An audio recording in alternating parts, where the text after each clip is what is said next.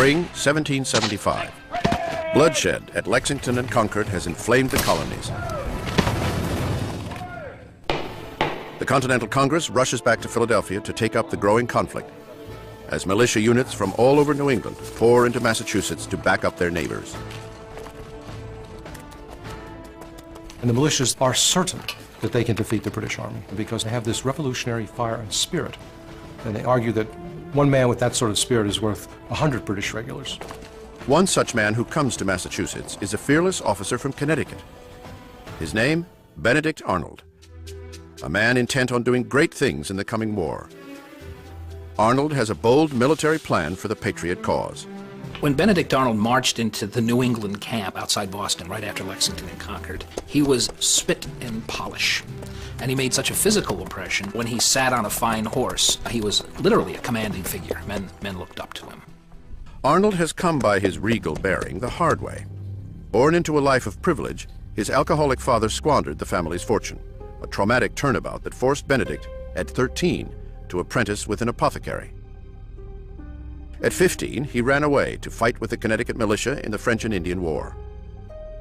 After the war, he overcame his lowly circumstances to achieve wealth and success in business. But the angry, resentful youth has grown into a bitter and arrogant man whose contempt for British rule has made him a militant patriot.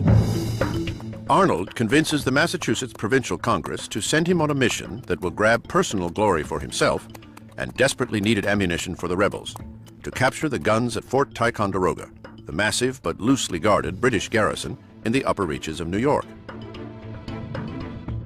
Fort Ticonderoga, people referred to it as the Gibraltar of North America. It was, by all standards, the most spectacular fortress in North America. As Arnold sets out on his quest to capture the fort, he hears that another soon-to-be famous name is driven by the same idea. Ethan Allen, a hard-drinking, hard-living frontiersman from Connecticut, couldn't be more different from Benedict Arnold. Allen has been engaged by Connecticut's Congress to rally his personal militia for its own mission to Fort Ticonderoga. These are the notorious Green Mountain Boys, who have been fighting their own war of independence against New York settlers. Ethan Allen, their colonel commandant, organized about 2,000 armed frontiersmen in what is now Vermont, who for 5 years had been fighting New Yorkers to keep them out of their farms, out of their new territory, and they were willing to fight for their land, and they could move very quickly. The Green Mountain Boys jump at the opportunity to take on the British. Taking separate paths, Allen and Arnold, each with his own orders, head towards Fort Ticonderoga. Arnold is alone, expecting to recruit men along the way. Allen and his men are already preparing the attack. Their paths cross 30 miles from their target.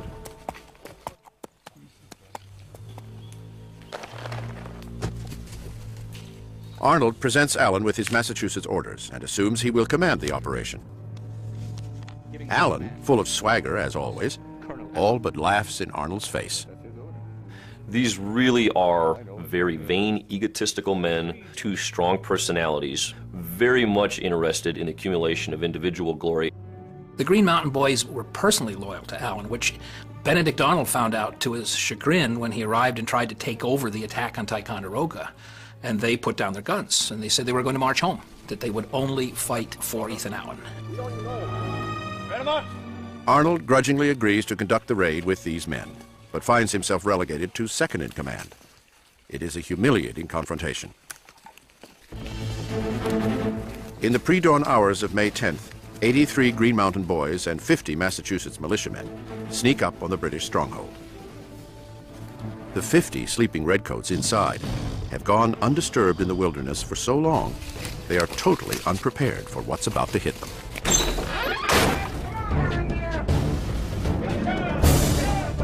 It's over in minutes.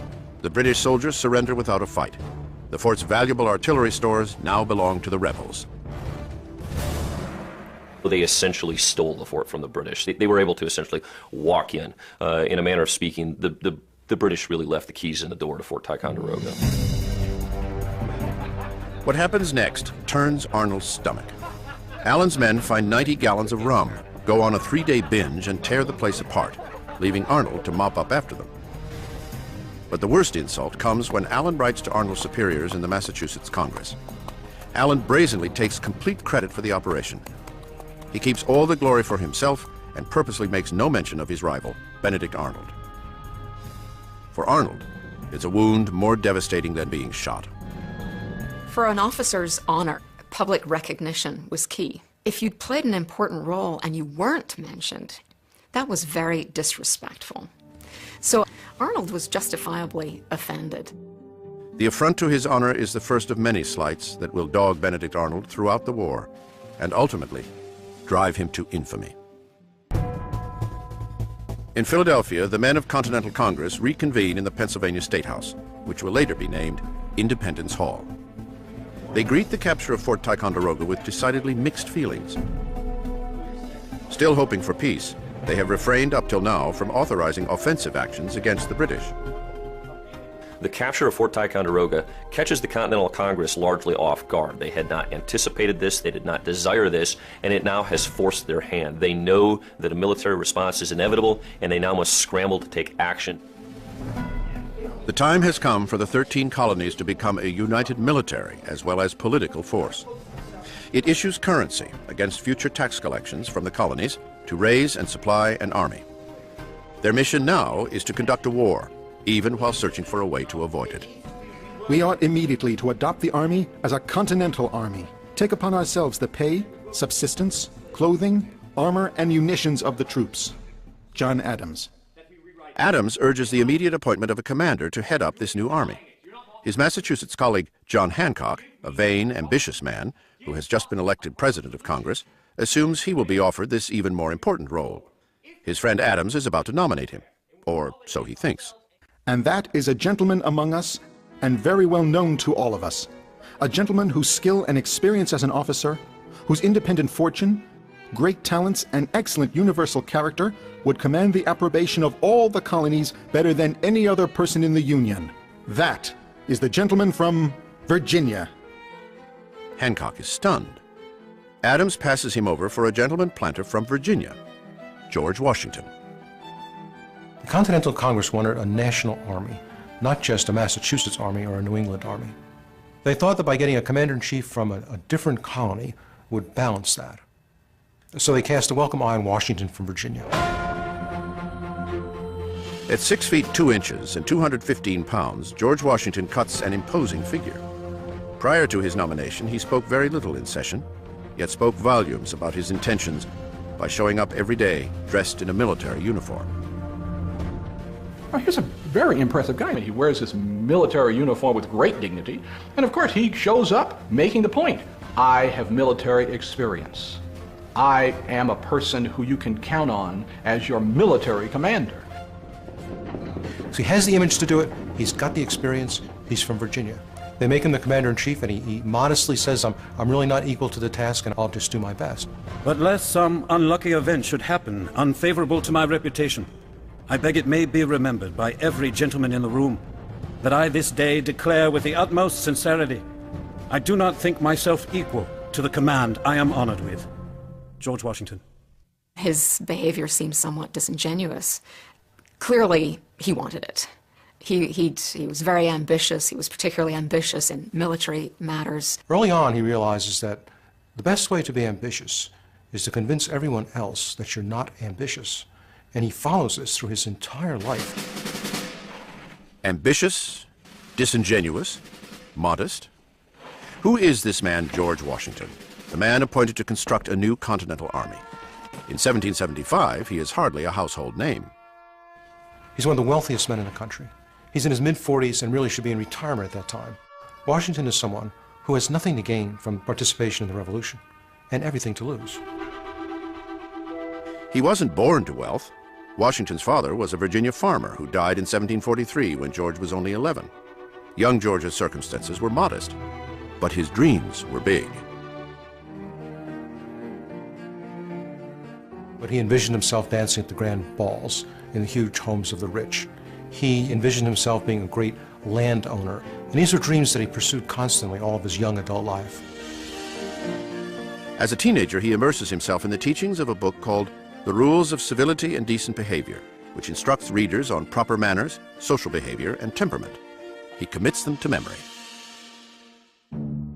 In the presence of others, sing not to yourself with a humming noise, nor drum with your fingers of feet. Lift not one eyebrow higher than the other, and bedew no man's face with your spittle by approaching too near him when you speak. George Washington himself was very anxious to have all the right moves. He's as anxious as anyone as a teenager to get them right. At 16, with only an elementary school education, he becomes a surveyor, where he learns how to navigate the wilderness, something that serves him well when he is appointed to the rank of major in the Virginia militia. In 1754, he leads a company of men into a territorial skirmish with French soldiers, where someone in his regiment, perhaps Washington himself, kills a French diplomat. Many believe his poor judgment starts a chain of events that leads to the French and Indian War. Despite his inauspicious start, Washington persists and eventually proves himself to be an exemplary officer. After the war, good fortune boosts Washington's ambitions. He marries a wealthy widow named Martha Custis and inherits his half-brother's estate, Mount Vernon, which he goes on to build into a plantation with more than 100 slaves. As part of the landed gentry, he goes into Virginia politics.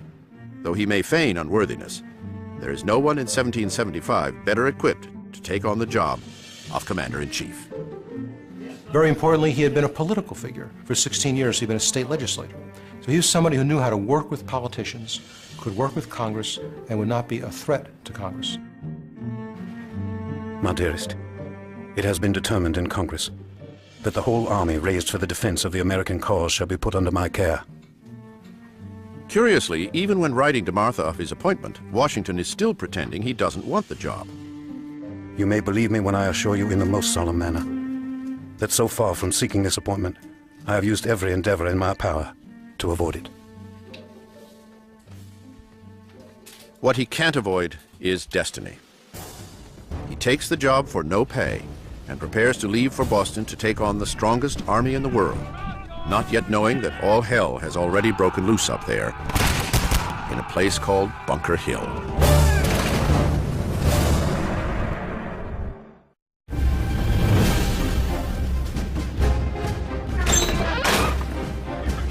May 1775.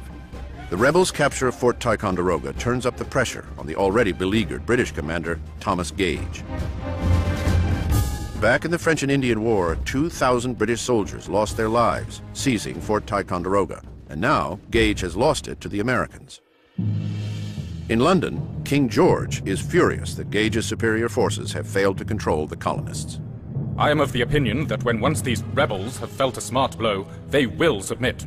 And no situation can change my fixed resolution, either to bring the colonies to a due obedience or to cast them off. King George III.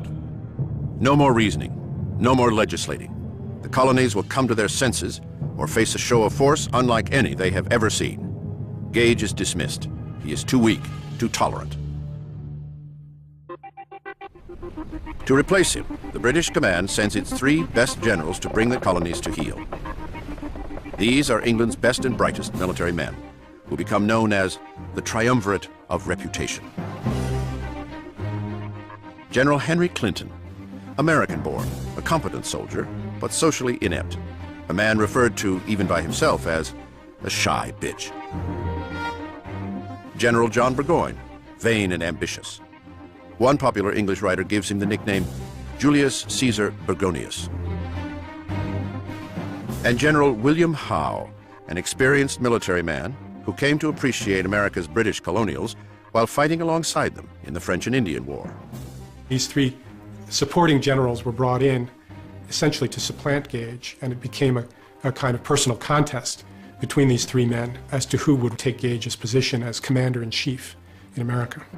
Howe is the odds-on favorite, but an odd choice to take over the command in America. A political liberal, he opposes the king's policies in the colonies and had once vowed not to fight against his English countrymen there. General William Howe was opposed to the war. All they wanted was the Americans to submit to British laws and British taxes. They didn't want to go fight them.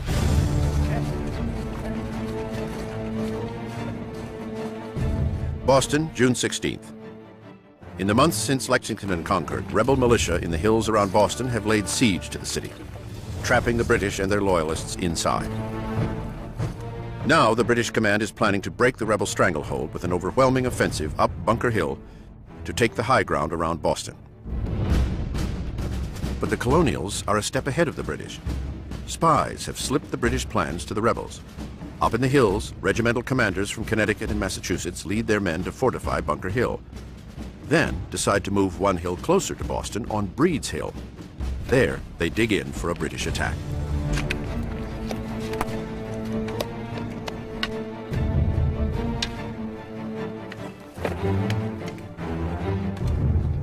Midnight, June 17th.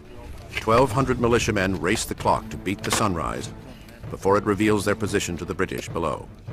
They must control the high ground before the enemy makes its own move.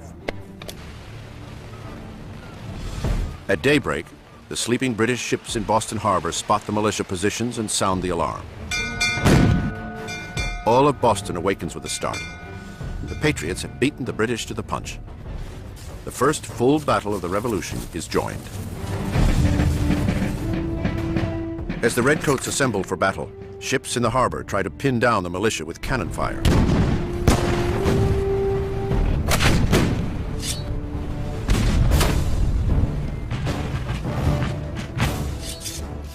Under the command of General William Howe, lines of British soldiers, their bayonets at the ready, climb the hill without any cover. Easy targets for a man and musket that can shoot straight. The British are convinced that they can form up in line, and despite taking casualties, instill in the Patriots fear of a professional, disciplined force of regulars, and demonstrate to the Americans that this is madness trying to oppose this army. Twice, Howe's men charge up Breed's Hill. Twice, they are repelled by the militia.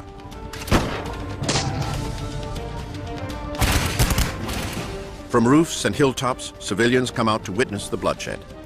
It is war as spectator sport, but many fear for their loved ones in the fight. The rebel barrage goes on for 3 hours until they run out of ammunition. Despite their advantage, the rebels have no choice but to retreat. The British finally capture the hill on their third charge.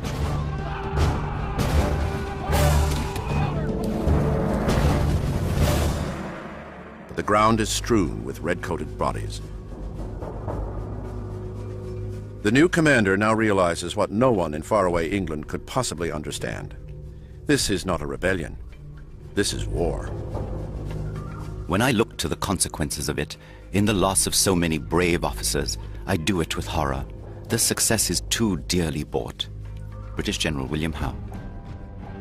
The British pay a horrendous price for their victory at Breed's Hill, which erroneously but permanently becomes known as the Battle of Bunker Hill, after the original target. 1,000 of the 2,300 British soldiers, nearly half, are dead or wounded. The Americans lose 271 men out of 1,600. In defeat, the colonists have won. A paradox that over the next 6 years will come to characterize the Americans' bloody war for independence. Bunker Hill was a defeat, of course, for these colonists. But they inflicted such heavy losses on the British that it makes them a little cocky. That was the best trained, most professional army on earth, and look at the damage we did to them. It really gives them way too much confidence. In the days following the Battle of Bunker Hill, even as Congress begins to provide for a continental army, the delegates make one last attempt at reconciliation with Britain. They send the king what they call the Olive Branch Petition, respectfully requesting that he grant the North American colonies autonomy within the British Empire. Like all communication that crosses the Atlantic, it will take months for an answer, and General George Washington can't afford to wait to build his army. He alone holds the keys to liberty or to death.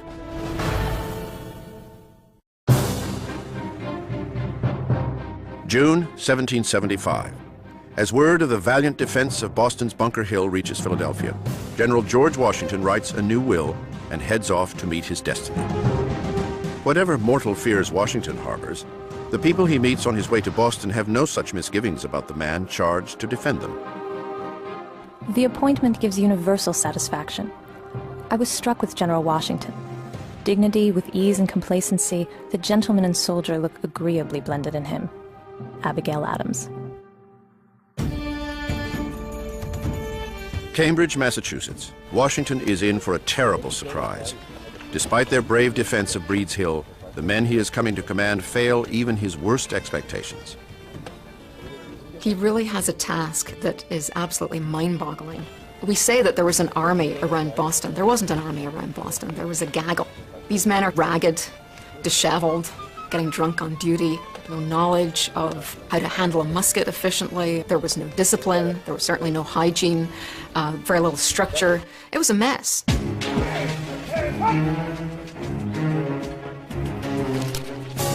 These are Washington's revolutionaries. This is the army he has to defend against the British Empire. Whatever Washington may think of his soldiers as men and as citizens, as soldiers, they're not much use to him. A dirty, mercenary spirit pervades the whole. Could I have foreseen what I have? No consideration upon earth should have induced me to accept this command. George Washington. The general must start from scratch and personally attend to even the lowliest, most rudimentary functions.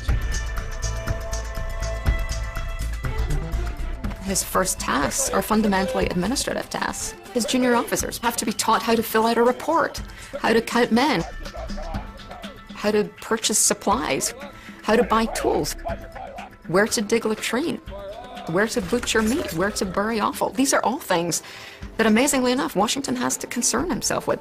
So the task before him is immense, and it's going to require a tremendous amount of energy to literally whip this army into shape. And the whip will come down hard. Every man will learn discipline by Washington's very strict code. For disobedience of orders and damning his officer, to receive 30 lashes on his bare back. For expressing himself disrespectfully, to be stripped of his arms, put in a horse cart with rope round his neck, and drummed out of the army. General George Washington. The new army is stitched together with widely different militias from very different colonies. Each is accustomed to its own command and its own way of doing things. Establishing a common culture is yet another overwhelming challenge. There were so many different brands of fighting traditions, cultures, and people. Washington was very concerned that there were so many rivalries, so much friction between members of his army. One of the Army's most serious problems is the utter lack of ammunition and gunpowder. When Washington is told that they have only 9 rounds of gunpowder per man, he is inconsolable. Advertisements in colonial newspapers plead for local gunmakers to step up their production, but to little avail. Perhaps no commander in history has ever faced so many obstacles to putting together a fighting force. And even if Washington succeeds, the effort may still be doomed. Most men have signed up for just 1-year enlistments. These men are serving for very short terms. Most of them, their contracts expire either in November or December. They're only going to be around for a few months. So as soon as they become even remotely competent, they're going to go home and he's going to have a new group to train again.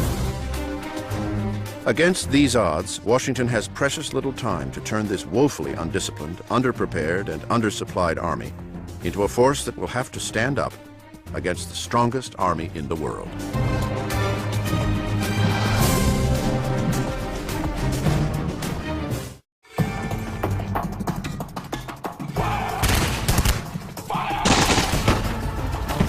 Lexington, Concord, Bunker Hill. All the skill and experience in the world can't help British forces tame the chaos in the colonies. Thomas Gage now has only 7,000 soldiers, surrounded by Washington's 16,000. The loss we have sustained is greater than we can bear. Small armies can't afford such losses. The rebels' number is great, so many hands have been employed. I wish this cursed place was burned. Thomas Gage. October 11th, 1775. Without fanfare and without honors, General Thomas Gage is relieved of his command. Once Britain's most powerful man in America, he returns home alone and disgraced. General William Howe steps into Gage's boots and is already knee-deep in the American quagmire.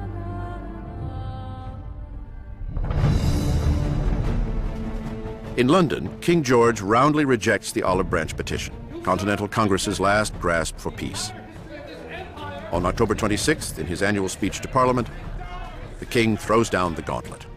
It has now become the part of wisdom to put a speedy end to these disorders by the most decisive exertions. King George III. What the king wants is a military solution to a political problem, but his call for war is anything but unanimous among Britain's people and politicians. But when Parliament votes, war carries the day. The military is ordered to send thousands more troops and a full armada to quell America's escalating revolution. Reinforcements can't come too soon for General William Howe. Hemmed in by the rebel siege, he and his army are virtual prisoners on the Boston Peninsula, along with 1,000 loyalists they're protecting. With no access to the countryside, they are unable to forage for food or wood. Supply ships from England have yet to arrive. The people in Boston are running out of provisions and fuel. Across the river in Cambridge, Washington is battling his own war of attrition. With the year about to come to an end, so will many enlistments, and short-timers will soon be leaving in droves. And now, Congress is pushing him to let go of some of his most loyal soldiers, African Americans. From the very beginning, free Northern blacks have been serving well the Patriot cause, with the same concerns as their white compatriots. There was no militia unit that didn't have black men. They were at Bunker Hill, they were at Concord and Lexington and everywhere else. But recruiting black soldiers, that he had trouble with because the Continental Congress had trouble with it. Now that the Army is a continental army, not just a local Northern one, armed blacks have created a loaded issue in Congress. Southern states are adamantly opposed to making soldiers out of them. Washington is no different from any other Southern planter regarding blacks. He sounds like the Southern slaveholder he is when he issues his order banning black recruits. The rights of mankind and the freedom of America will have numbers sufficient to support them without resorting to such wretched assistance. George Washington.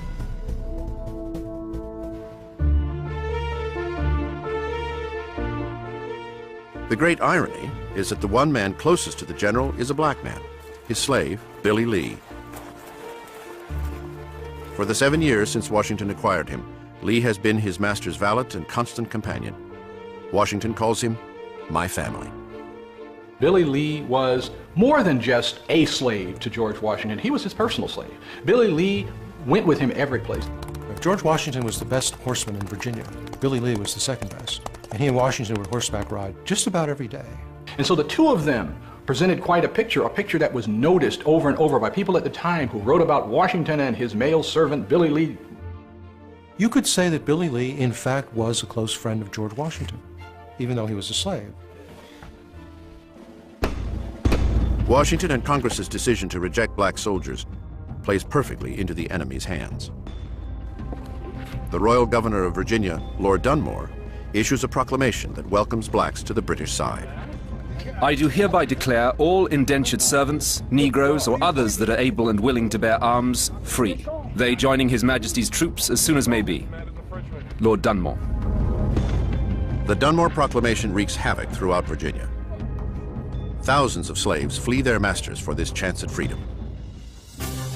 If you have the opportunity to throw in your lot with people who are promising you a much better situation than you have had, you'd be silly not to take that promise seriously.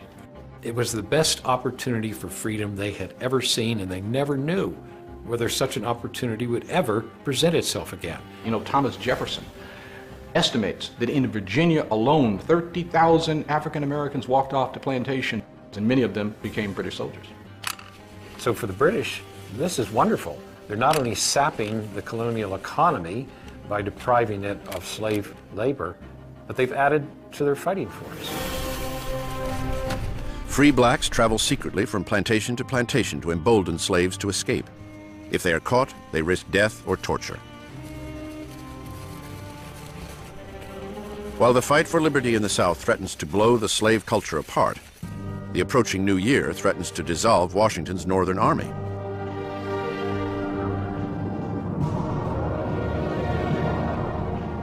We are now without any money in our treasury. powder in our magazines, arms in our stores, without a brigadier, engineers, expresses. By and by, when we shall be called upon to take the field, we shall not have a tent to lie in. I have often thought how much happier I should have been if, instead of accepting a command under such circumstances, I had taken my musket upon my shoulders and entered the ranks, or had retired to the back country and lived in a wigwam. George Washington.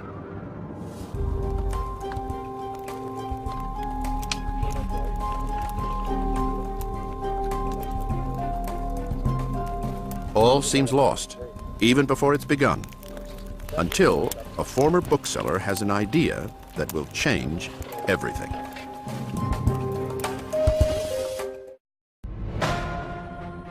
January 1st, 1776.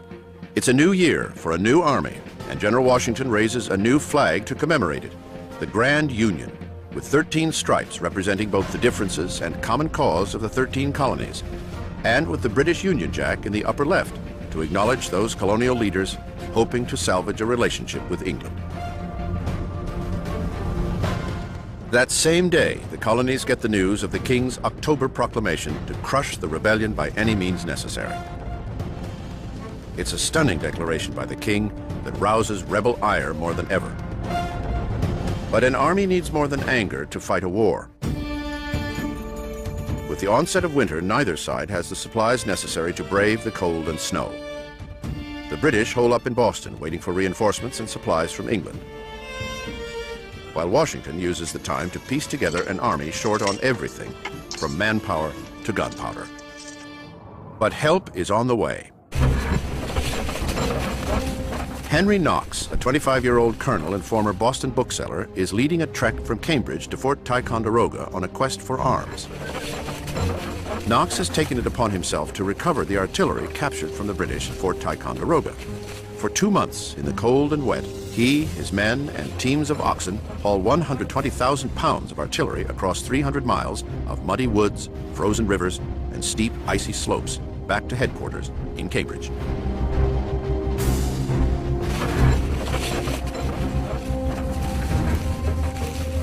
On January 25th, Colonel Knox delivers all of the weaponry to his commander-in-chief, miraculously intact.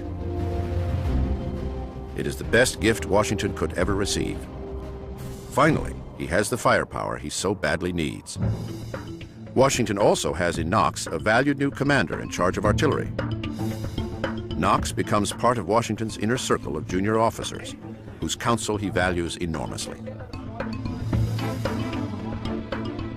George Washington always had the ability to listen to many people, particularly younger men. He thinks everybody's view is important, that it's a part of the puzzle, that people know things that he doesn't know, and if he can listen to enough opinions, he'll know as much as they do. A hallmark of good leadership. Right away, Washington's brain trust keeps him from making a fatal mistake. As the spring thaw approaches, Washington wants to send waves of foot soldiers down into Boston in a full frontal attack. But his officers overrule him. The British are too well fortified, and the Continentals are still short of gunpowder. They do, however, have Knox's artillery. They decide to take the highest ground, Dorchester Heights, and bombard the city. March 2nd. After months of waiting, Washington and his men are more than eager to move.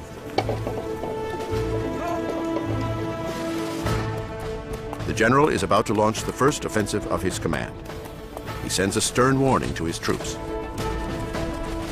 Our posterity depends upon the vigor of our exertions. If any man in action shall presume to skulk, hide himself, or retreat from the enemy without the orders of his commanding officer, he will be instantly shot down as an example of cowardice. General Washington. The night of March 4th. Surprise will be the key. From 3 points outside the city, Cobble Hill, Lechmere, and Roxbury, the army rains light cannon fire down on Boston. A decoy to misdirect the British, while the rest of the army hauls Knox's artillery over to Dorchester Heights. Through the night, Washington's men build fortifications and drag cannon up the steep, frozen slope. By morning, everything is in place. Daybreak, March 5th. On the 6th anniversary of the Boston Massacre, the British awake to the sight of 20 cannon pointed down on their ships in the harbor. My God, a shocked Howe exclaims, these fellows have done more work in one night than I could make my army do in 3 months.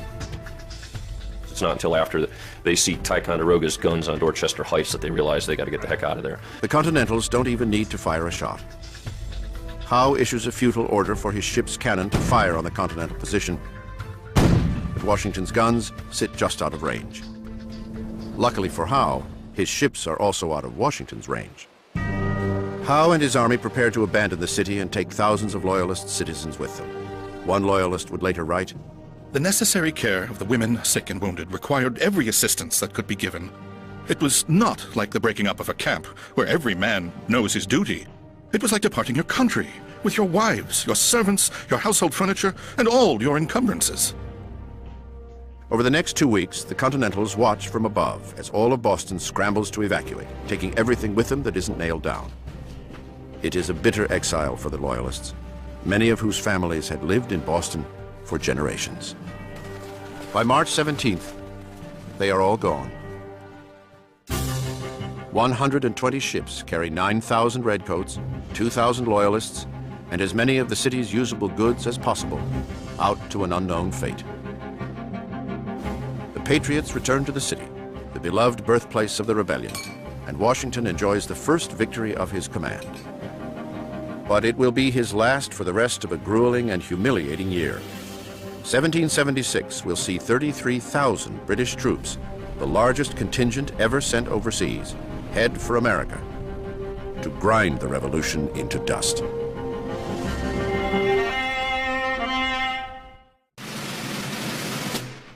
April 1776. Fresh from their victories in Boston, the Continental Army marches overland toward New York.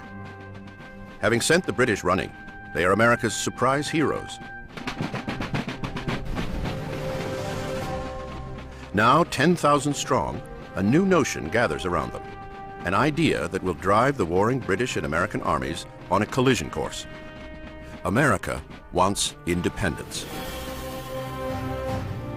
It will take George Washington and his citizen army everything they've got to win it.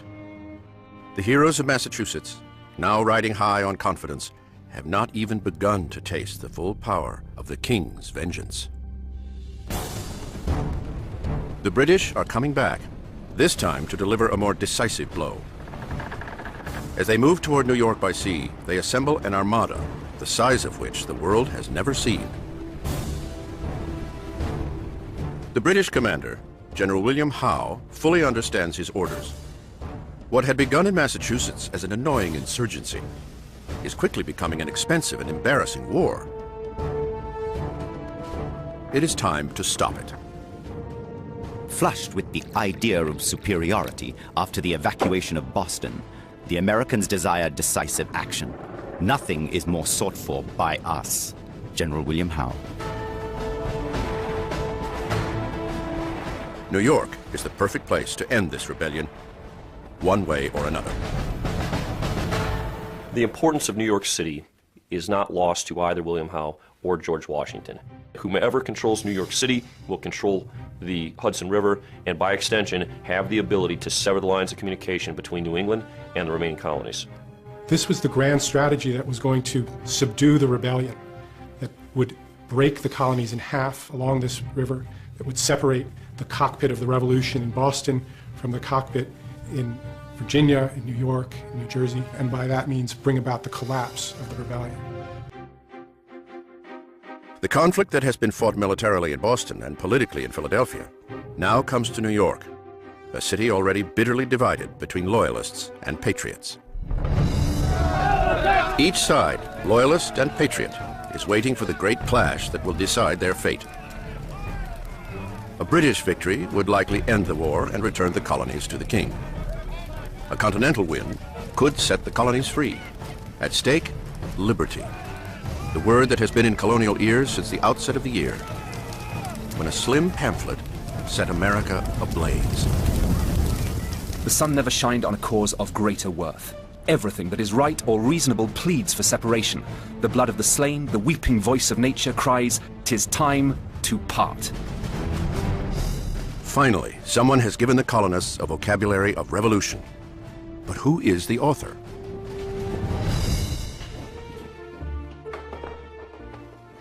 The words come anonymously from the most unlikely source. Not a leading American, but a young immigrant starting his life over in the New World. He comes from England with little money, scant education, and few prospects. But he carries powerful ideas from the European Enlightenment, ideas that, when planted in American soil, will grow into a revolution that will change the world. The author of this incendiary manifesto, Thomas Paine. We don't have a statue of Paine. He's got to be the only founding father who has not been commemorated in marble and bronze because he was a true radical. Young Tom Paine had never amounted to much in England, though he had tried his hand at everything. He had been a house servant, a merchant marine, and even a corset maker. In each of these pursuits, he would universally fail. Paine would discover himself in Philadelphia. Like many immigrants, it becomes his blank slate, his chance to start over. It is this same spirit Paine sees in America. Restless, searching, ambitious, the raw makings of a new world, without the burden of kings or powerful churches. It is a vision Paine turns into 46 simple pages, plain enough for every farmer, fishmonger, or founding father to understand. He calls it simply common sense. We have it within our power to begin the world over again. 'Tis not the concern of a day, a year, or an age. Now is the seed time of continental union. Common sense conjured up a vision of a very democratic America still to be, an America in the making. The pamphlet quickly becomes a sensation, a best-selling how-to book on making revolution. Some say 100,000 copies of this were published. Translate that into population rates today, that would be like selling 20 million books through Amazon or Barnes & Noble. That's an awful lot of communicating. Colonists now contemplate the once unthinkable, breaking with the King of England. Thomas Paine has finally told them what to do. Begin a new world. Begin America.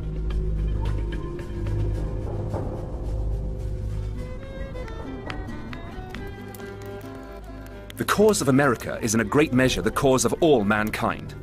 O ye that love mankind, ye that dare oppose not only tyranny but the tyrant, stand forth. The army now swells with citizen soldiers ready to fight for Paine's ideals of a new world. Soldiers like Lieutenant Joseph Hodgkins. My dearest Sarah, I hope Providence will provide for us and carry me through all the troubles we have to meet in the way of our duty and while we are absent from each other. A New England cobbler, 32-year-old Hodgkins had joined the army to protest colonial rule in his town of Ipswich, Massachusetts. Now he is pushing farther from his home, his tiny shoe shop, and his wife, Sarah. I would not have you be uneasy about me. As I'm engaged in this glorious cause, I am willing to go where I am called. Yet these citizen soldiers like Hodgkins present their own problem to General George Washington. Full of ideals, they lack training and experience. New York will be a battle on a scale none yet know against the full force of the greatest army in the world. Washington harbors doubts. He had very rational fears. Any man of military experience would look at the task before them and realize this is not a foregone conclusion that we can achieve victory. Victory or defeat will soon mean the future of America. The rebellion begun in Massachusetts over taxes is about to become a revolution for independence.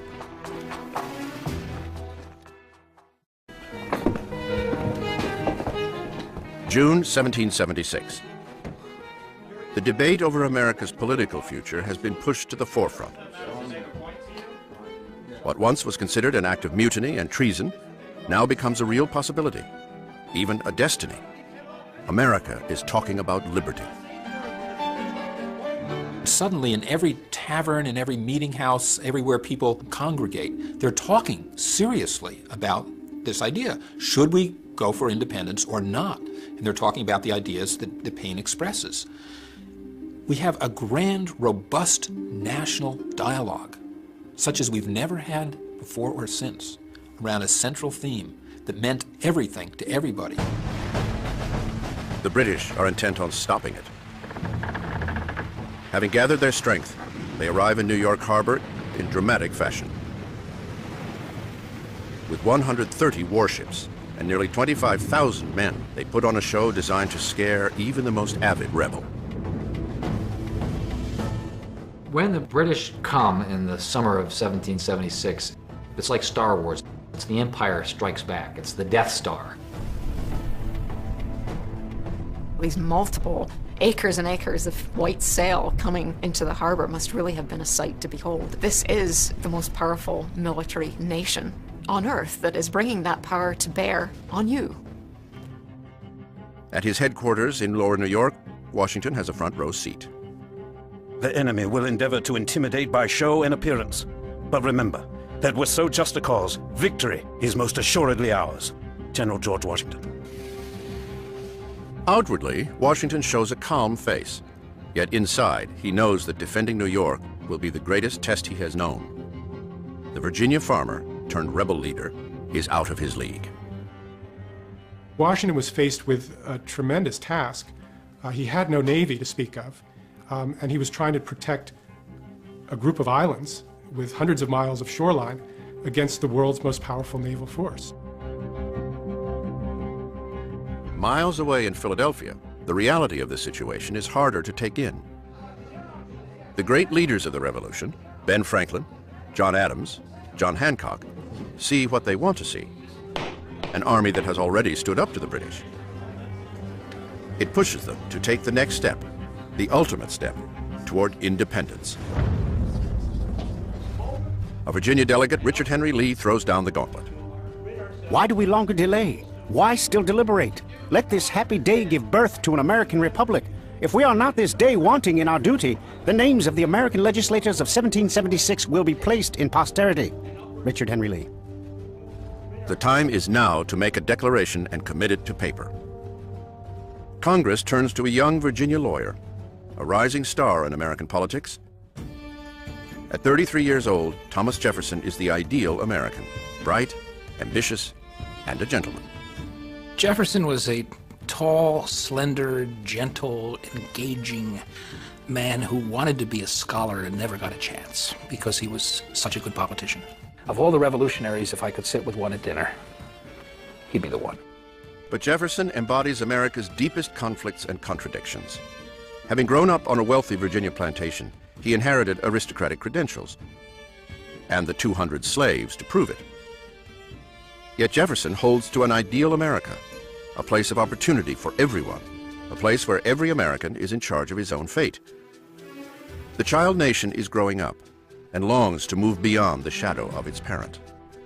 But they had grown up and they wanted an independent say about how their laws were made and who governed them. And Jefferson knew all of that. He knew that he wasn't writing anything that was revolutionary in the eyes of his own people, only in the rest of the world. Mid-June 1776. Armed with these notions and a deadline of 2 weeks, Jefferson locks himself into a Philadelphia boarding house. He sat in one room in the July sweltering heat of Philadelphia with the flies buzzing all about him, and he forgot all of that, and he just sat down and he wrote and he wrote and he wrote out of his head. When, in the course of human events, it becomes necessary for a people to advance from that subordination in which they have hitherto remained, the opinions of mankind impel them to the change. Thomas Jefferson. It is a heady task for a fairly young mind. Every word must contain a reason to die for. Every sentence an urgent cause to justify rising up against a king. Think about it, the Declaration of Independence is a terribly radical document. That document says that if the government isn't treating you the way you think it should, and if you suffer this mistreatment over a period of time, you've got the right to rise up and destroy that government, to change it. That's a radical thing to say. But Jefferson soon stumbles over the central question of the Revolution. It hangs in the hot air. Who will become a free American? In Britain, the elite legislated. Now, Jefferson's pen could reinvent all that. Would the new America mean rights for every man, woman, child, and even slave? Who's in and who's out? Who's included? Does this mean everybody? Does this mean only the rich? Does this mean property holders? How far do we go? Who's included in this new nation? We hold these truths to be self-evident, that all men are created equal, that they are endowed by their Creator with certain inalienable rights, that among these are life, liberty, and the pursuit of happiness. Jefferson reaches for the highest ideals, but the contradictions of his words come back to haunt him. All the talk about freedom and liberty, all of this reaches the ears of nearly 500,000 colonists who are black. That's 1/5 of the population. Slavery already divides the colonies. Now, with the talk of independence, it takes front row. Some colonists draw the line at giving liberty to slaves. Others bristle at the hypocrisy of fighting for independence while sanctioning slavery. Jefferson himself remains divided. His own slaves watch their fates debated before them.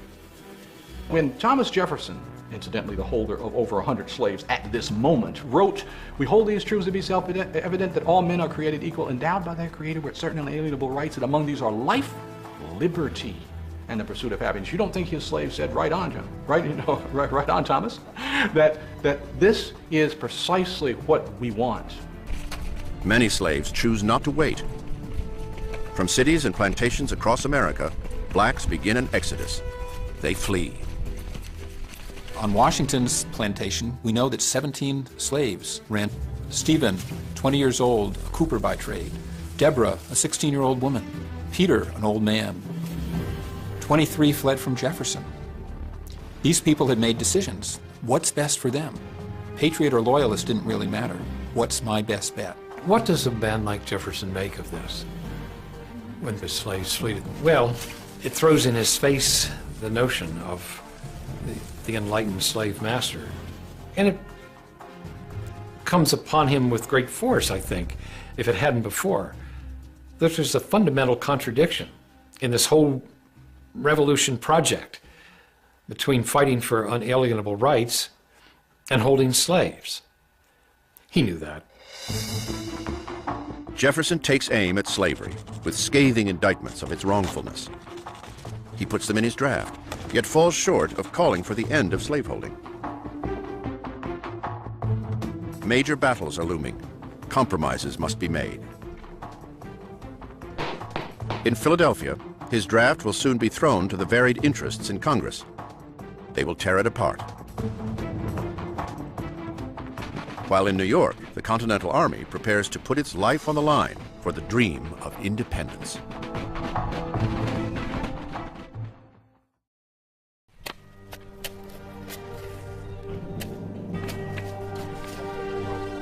Late June, 1776.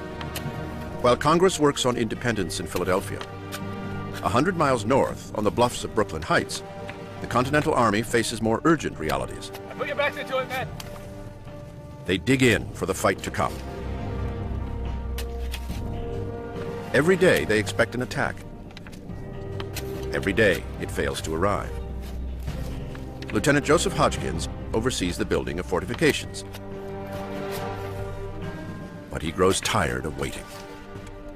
My dear Sarah, I long to see you and my children, but when I shall is uncertain. General Washington is calling in the militia, and I hope we shall be in readiness to meet our enemy.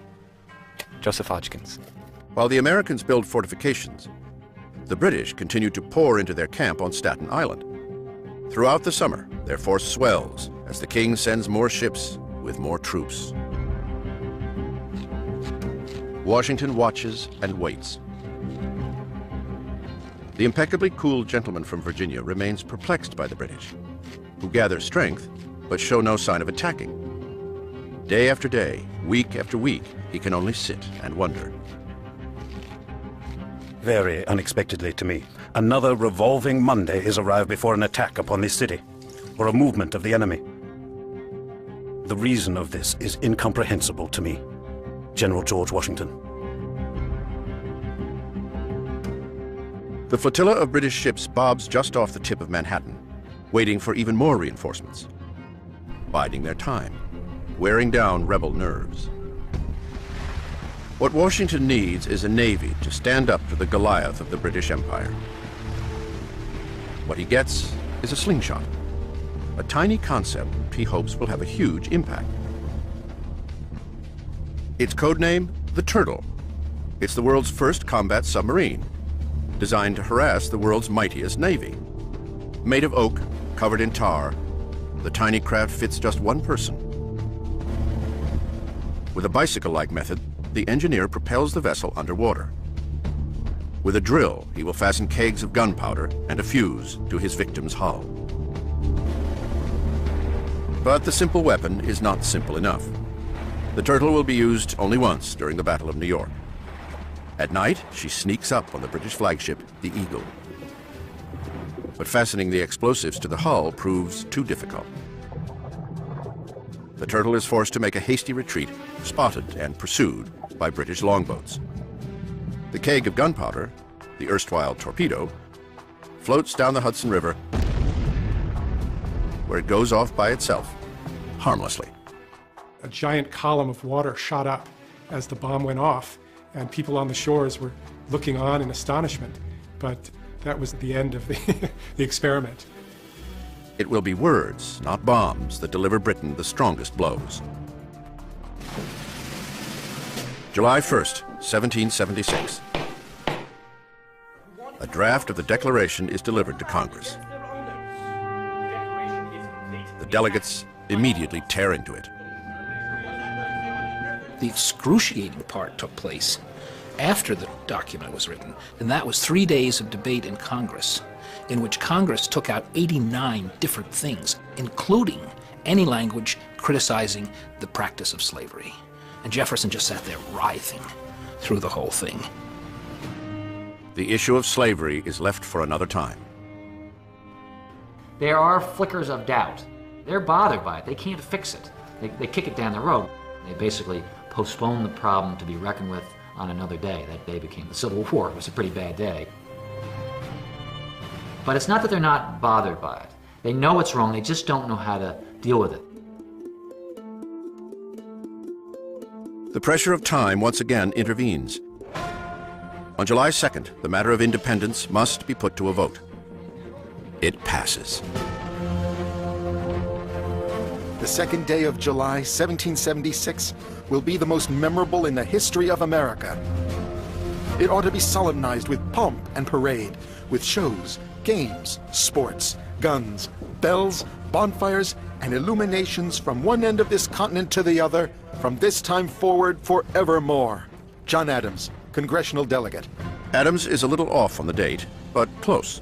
2 more days are necessary to hammer out the final declaration. On July 4th, independence becomes written fact.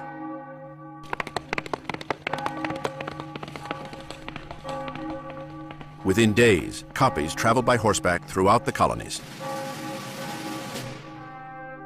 No one had set out to create a war of independence, yet they had delivered one. In the town squares all over the country, church bells were ringing and people were huzzahing. The crowd was applauding. People really did believe the birthday of a new world is at hand. These united colonies are, and of right ought to be, free and independent states, absolved from all allegiance to the British Crown. All political connection between them and the state of Great Britain is and ought to be totally dissolved.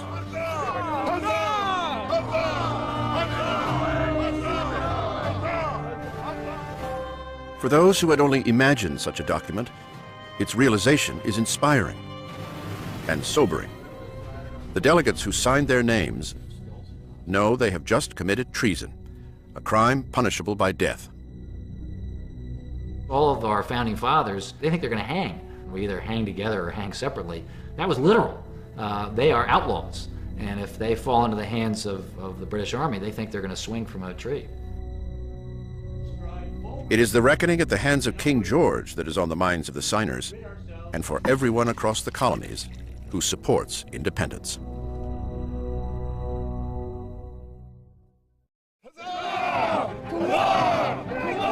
July 1776. Across the colonies, the reaction to the Declaration of Independence is deafening. For it or against it, It's clear that there is no turning back. It is a war that will make or unmake America. The Declaration of Independence does change what the war is about. Up until that moment, the war had just been about forcing the British into a point where they'd be prepared to renegotiate the terms of membership in the empire. But after that moment, it's about getting the British to acknowledge independence. In New York, patriots pulled down a statue of King George. It is a symbolic deed, but a useful one too. The lead is immediately sent off and melted down to make musket balls. 42,000 bullets will come out of fallen King George, and every one of them will be necessary. The battle they have been waiting for has arrived. July 12th, 3 p.m. The British unleash their guns. Only 8 days after the Declaration of Independence, the British answer with a barrage only the world's most powerful empire could muster.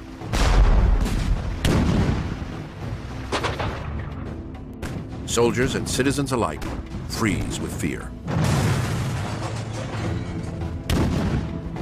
A lot of these soldiers were 16, 17 years old, fresh off the farm. Some of these American soldiers were drunk in their cups, as the expression was. And so it was really kind of a disaster and a really inauspicious beginning to the battle for New York for the Americans. George Washington is furious.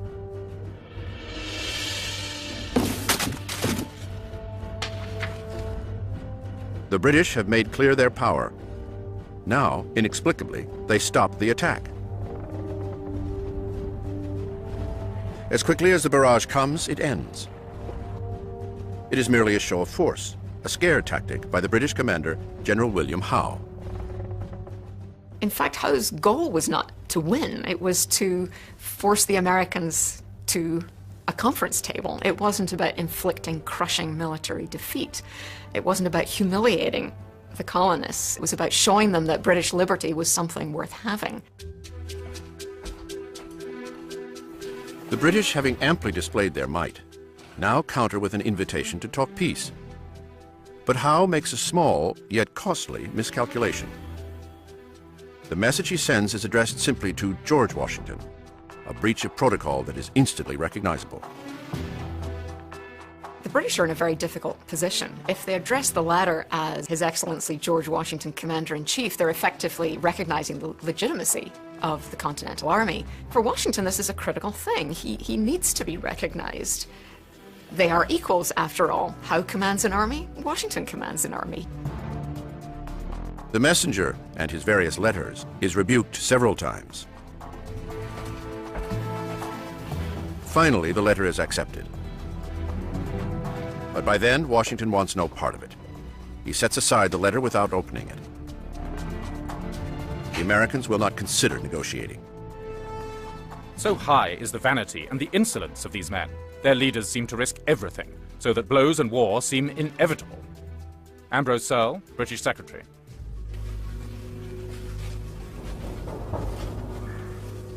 August 12th, 1776. There will be no peace. Instead, the Continental soldiers will have to deliver America by war. The British might will soon return, but when and where remain a mystery. Joseph Hodgkins redoubles his efforts. My dear Sarah, the posts are not going as quickly as I expected. It is thought this fleet will get all the strength they can before they make an attack on us. But we are awaiting and expecting them every day. Joseph Hodgkins. This will be a different scale of warfare than these soldiers have ever known. On the eve of battle, some sit down to prepare their wills, aware that their first real battle with the British may also be their last.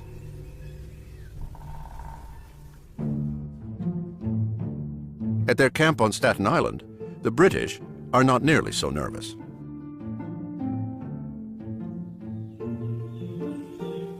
Sure that victory is near, they bide their time enjoying the fruits of the American continent. The fair nymphs of this isle are in wonderful tribulation, as the fresh meat our men have got here has made them as riders as satyrs. A girl cannot step into the bushes to pluck a rose. without running the most imminent risk of being ravished. Lord Rawdon, British officer. Their leader also takes full advantage of his time. Having taken one of his officers' wives for a lover, General William Howe lets the days slip by in his private conquests. George Washington can afford no such pleasures. Back in Manhattan, the general is losing his famous cool.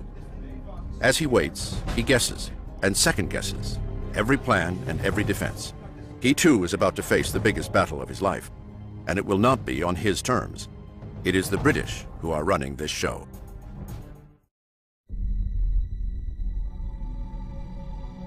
Late August, Long Island, D-Day. On a warm August morning, Howe moves his army.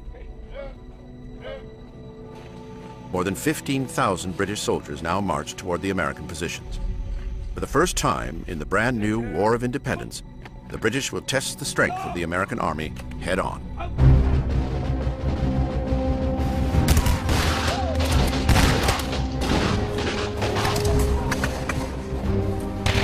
The British attack first, with 2 columns taking the Continentals in a frontal assault.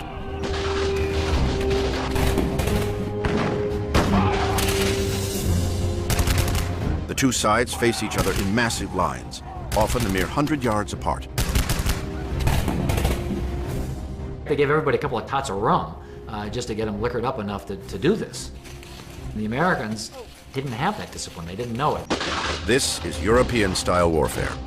For nearly all the Continentals, it is their first taste of it.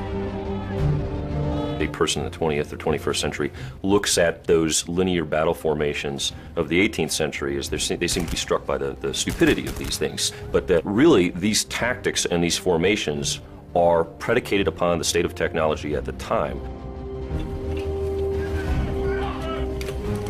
In open field battles and in smaller forest skirmishes, the Americans struggled to hold their own.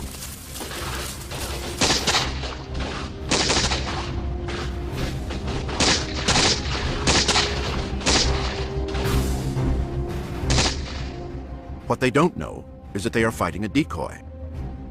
The bulk of Howe's army is actually a third flank, marching out and around the American forces. Washington has not prepared for this. By 10 a.m., the British break through the rear ranks and devastate the lines of the Continental Army. The worst possible thing that can happen in those situations is to have a complete rupturing of your line, a complete break in which men panic and everybody flees basically for themselves. It is, without a doubt, the most demoralizing, disheartening sort of experience these soldiers could have possibly felt. The rebel army, in a state of panic, flees. Among them, the young Lieutenant Joseph Hodgkins. He watches his soldiers break, a sight he will never forget. Loving life. In the woods and in the night, the enemy marched out 2 different ways. We were obliged to go through fire and water. It seems the day is come that in all probability depends the salvation of this country. Joseph Hodgkins.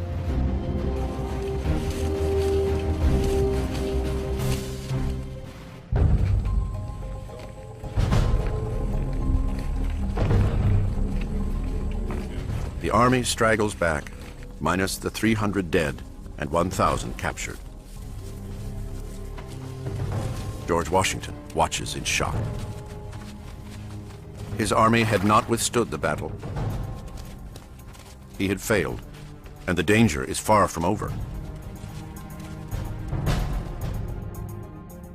At Brooklyn Heights, the army is trapped on all sides. The British Navy commands the waterways to the west. From the east and south, Howe's army closes in on the shattered Continental defenses. All looks lost, but the end would not come just yet. In a last effort to save his army, Washington orders an immediate retreat to start at nightfall. Under the cover of darkness, the army begins to move, stealthily, using every ferry and fishing boat available to them. All through the night, soldiers are ferried across a narrow slip between Brooklyn and Manhattan. They soon run out of time, but they get one final providence. As morning breaks, a strange and eerie fog sets in over New York Harbor, engulfing the area in a near blackout. It is their salvation. The British see and hear nothing. I could scarcely discern a man at 6-yard distance. In the history of warfare, I do not recollect a more fortunate retreat. Benjamin Talmadge, Continental officer.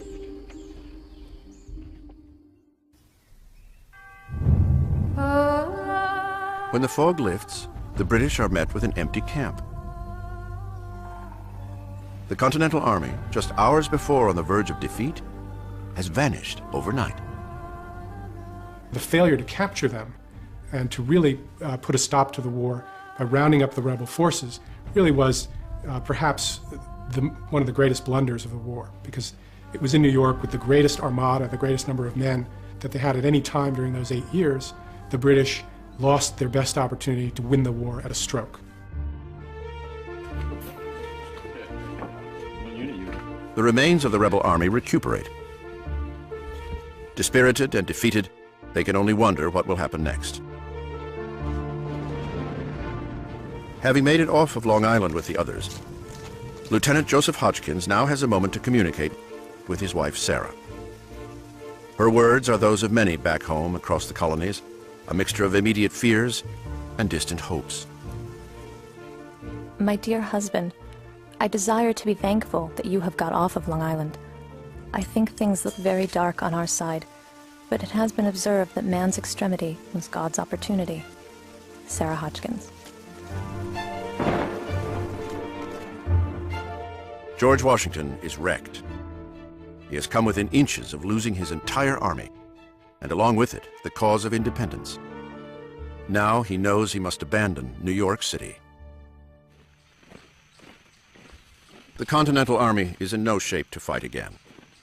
They leave the city and go north along Manhattan Island. A few months ago, they were being treated as heroes. Now they are in full retreat. Washington's reputation has plummeted too. His inexperience and mistakes have been costly. His ability to lead an army is now severely in question. Soon, he will receive challenges from within his own ranks. If you stopped the clock in 1776, you would have suspected that this guy would be out of a job pretty soon. Things were not going well. The dream of a new world, Thomas Paine's vision, seems more remote with each step. Across America, spirits are depleted. Many soldiers up and leave the army. Others, like Joseph Hodgkins, face the choice: stay and fight, or return to their homes, perhaps as British subjects evermore. My dear Joseph, I hope if we live to see this campaign out, we shall have the happiness of living together. It will trouble me very much if you should engage again. Your most affectionate companion until death, Sarah. Hodgkins will stay and retreat with the remains of the army toward an uncertain future for himself, for the army, and for the cause of independence. The revolution will go on, but it is about to enter its darkest days.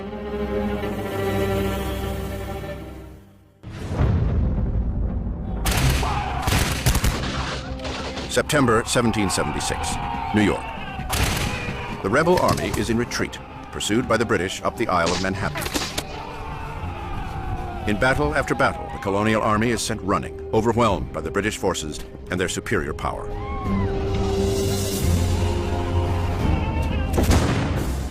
The two sides engage at Kips Bay, then up Manhattan at Harlem Heights, and again north in White Plains.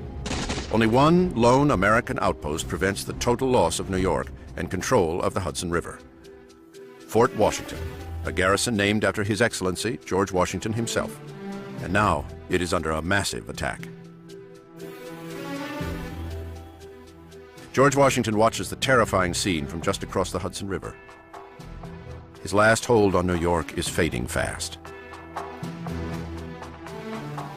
Nearly all of his officers had recommended abandoning it. Fort Washington was not built to defend itself against such a sizable British onslaught. The Continental soldiers prepare themselves for a last stand but they are in no shape for heroics. A month of steady defeats have left them exhausted. And now, again, they are outnumbered. 3,000 of them against 8,000 royals. It was Washington's most trusted general, Nathaniel Greene, who had convinced the commander to defend the fort.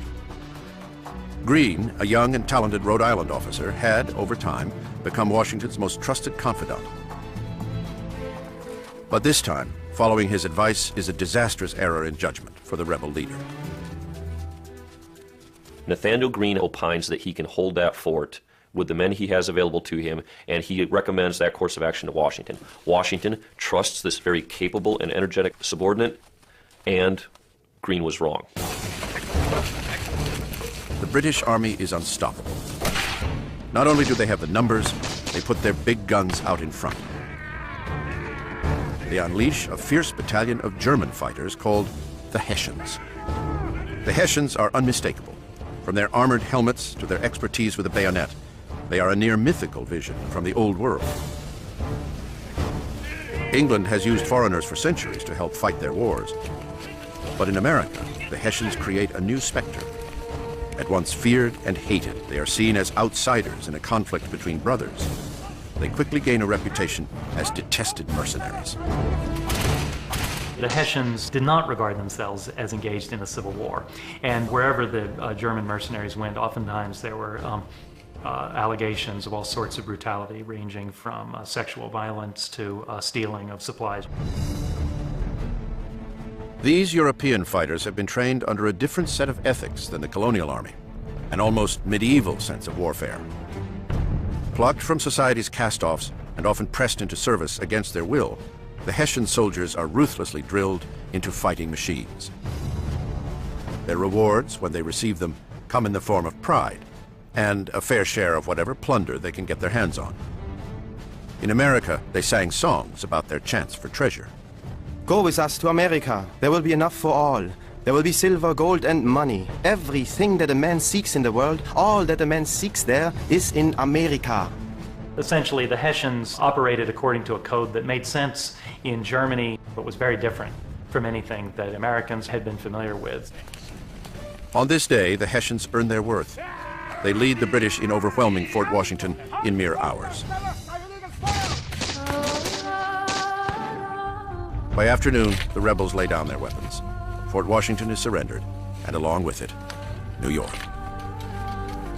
The two sides now face each other up close. The King's army and their hired warriors get their first chance to gaze upon the faces of the exhausted rebel army they have pursued for months. It is a sight that leaves them shocked. A great many of them were lads under 15 and old men, and few of them had the appearance of soldiers. Their odd figures frequently excited the laughter of our soldiers. Captain Frederick Mackenzie, British officer. The King's men had been fighting a wretched army, a band of citizens with little training. As the smoke clears over the dead and wounded, an amazing sight takes both sides by surprise. A young woman sits by her dead husband's side, but she had not been an idle bystander. When John Corbin fell from wounds, Molly Corbin stepped up to the cannons, firing on the British with the rest of the Patriots. The British quickly send Molly Corbin home. There, after the war, she will die in obscurity. But on this day, the rebels will not forget the woman who evoked their cause. If this war is to persist, every citizen, man, woman, and child, will be called upon. I feel mad, vexed, sick, and sorry. This is a most terrible event. Its consequences are justly to be dreaded. General Nathaniel Greene. Half the army is captured at Fort Washington. New York and control of the mighty Hudson falls squarely into British hands. Some begin to wonder whether the rebels can actually deliver an independent America. I was never in such an unhappy, divided state since I was born. I am wearied to death. General George Washington. The Americans in 1776 have encountered nothing but reverses. It's defeat followed by defeat, withdrawal followed by withdrawal. This really negatively affects the morale of his force, and perhaps more importantly, affects the morale of some of his subordinate commanders, who really now question whether or not Washington is the right man for this job. Between us, a certain great man is most damnably deficient. He has thrown me into a situation where I have my choice of difficulties. General Charles Lee. Some of Washington's own generals now take their aim at his reputation. Washington and the army, at their weakest and most vulnerable, will soon have to face another battle. A power struggle at the very top. The revolution is about to stumble.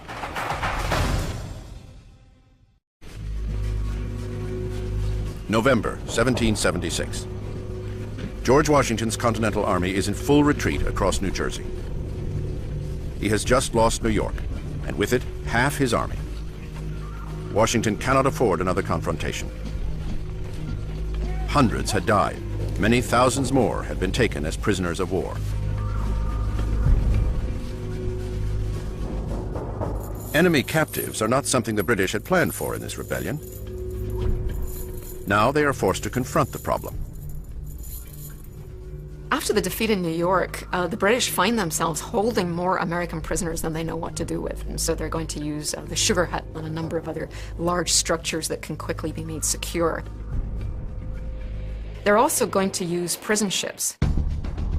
Of all the places of internment, the ships quickly become the most notorious. Thousands are thrown into the holds of decommissioned warships. There, with inadequate food, hygiene, and air, disease runs rampant. Starvation is common. Being here is almost worse than a quick death on the battlefield. Some of these ships would have 1,000 men, 1,000 prisoners, and perhaps a dozen a day would be taken out dead and buried in the shallow graves on the sandy shores of Brooklyn. I now found myself among a collection of the most wretched and disgusting-looking objects that I ever beheld in human form, now shriveled and surrounded with the horrors of sickness and death. Here, thought I, must I linger till death should terminate my sufferings. Ebenezer Fox, prisoner. To the British, these men are not just prisoners of war, they are traitors. Yet their punishment will not be swift. Instead of an executioner's hand, these rebels will be left to rot.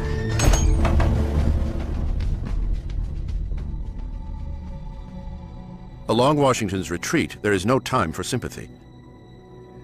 No one knows what lies ahead for them. It is a minor consolation that they have become experts in at least one aspect of the military. I can only say that no lads ever showed greater activity in retreating than we have.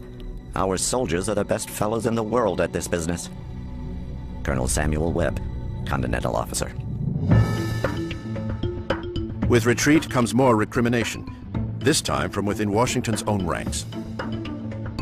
General Charles Lee is among those who revel in Washington's failures and secretly scheme against him. In late November of 1776, Lee steps up his campaign for the commander's job. Like Washington, Lee is ambitious for glory, but their similarities end there. Where George Washington has a famous grace, Charles Lee has an infamous coarseness. He was a slob. He didn't wash. He always had a pack of dogs going everywhere with him. He consorted with low women. He was not a gentleman. A corporal's wife would be his preference. Yet as a general, his prowess is undeniable, even intimidating. He had, after all, learned his skills in the best army in the world, the British. Lee is arguably the most qualified general officer in the American Army in a strictly military sense. He fought in the French and Indian War, he fought in continental Europe during the 7 Years' War, he fought from Russia to Poland. He's exceptionally experienced, but this experience breeds some hubris. He thinks that he knows better. Passed over for promotion in England, Lee jumped ship for America, only to find himself subordinate to George Washington. Now, Lee's sense of self-worth pushes him toward betrayal once again. This time, he wants what he deserves: command of the Continental Army. I foresaw all that has happened. Had I the powers, I could do much good. Confidence in General George Washington is at an all-time low. Lee's chance is at hand. Late November 1776. The two generals now lead regiments in separate retreats. Washington through the center of New Jersey with the main army. Lee north with a regiment of 4,000. As they move, Lee corresponds with all those who might be sympathetic to his personal cause. These include a once faithful adjutant to Washington, a certain Colonel Joseph Reed. Dear General Lee, I do not mean to flatter or praise you at the expense of any other, but I do confess it is entirely owing to you that this army is not totally cut off. Reed, too, encourages a change in leadership. We are in an awful and alarming situation. I think yourself and some others should go to Congress to form the plan of the new army. Joseph Reed. Charles Lee has just such ambitions, and lets many in Congress and the Army know it. Only George Washington himself remains unaware of the plot at hand. That is about to change. Washington, by accident, opened a letter from Charles Lee to Joseph Reed, and it was clear that the two men had been discussing Washington's fatal indecision of mind. My dear Reed, I lament with you that fatal indecision of mind, which in war is a much greater disqualification than stupidity, or even want of personal courage. Eternal defeat must attend the men of the best pass, if cursed with indecision. General Charles Lee. Washington's response was to write to Reed and say, I opened this by accident, I thought it was official business, and to just try to smooth it over. I think all of these moments really just highlight the extraordinary kind of equilibrium that he maintained. Washington lets it pass. But he can have no doubt that his own power is weakening. His errors in New York are becoming widely known, and those who once threw their support behind him, the Army, and the cause of independence are now compelled toward doubt. A sense of doom gathers across America. Washington is devastated by his defeats. This public relations disaster means that the people don't support the Army. They're back to maybe we shouldn't try a revolution. It is the opportunity the British have been waiting for. Into this vacuum of power and the flagging spirit for rebellion, they issue a proclamation. They offer leniency to those who pledge allegiance to the king. Those who will not shall be considered traitors. Every American had to choose. Do I support the patriots? Do I support the loyalists?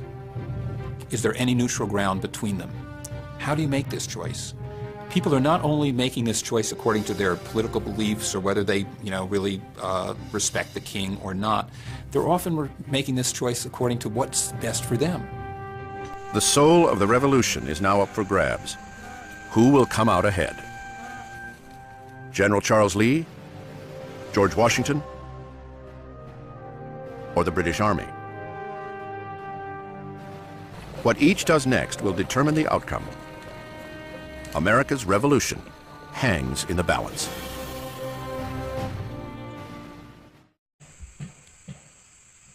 December 1776.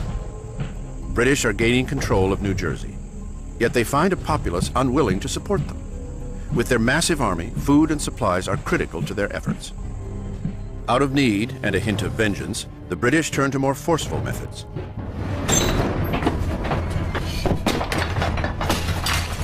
They take what they need, by whatever means necessary.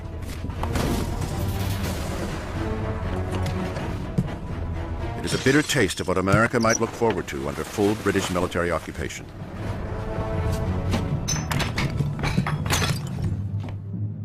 They have taken hogs, sheep, horses, and cows everywhere. Even children have been stripped of their clothes.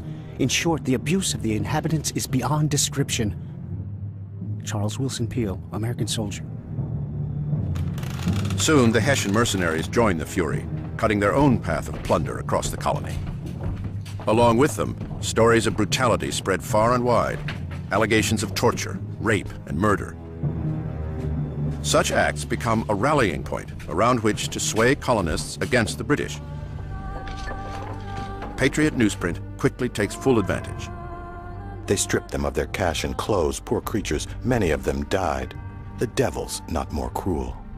It was a huge propaganda coup for the colonists, who were able to isolate a few incidents of Hessian brutality and atrocities and project that as par for the course. It helped muster more support for the revolution and demonstrated to the Americans the extreme lengths to which the British were willing to go to put down this insurrection. The British had aimed to bolster loyalty in New Jersey. Instead, their actions stir up an infuriated population. Patriots and loyalists now take up arms against one another as the War of Independence descends into anarchy and civil strife.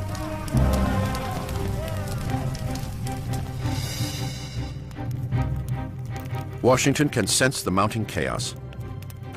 Both sides, loyalist and patriot, seem to have given up on the cause of the revolution.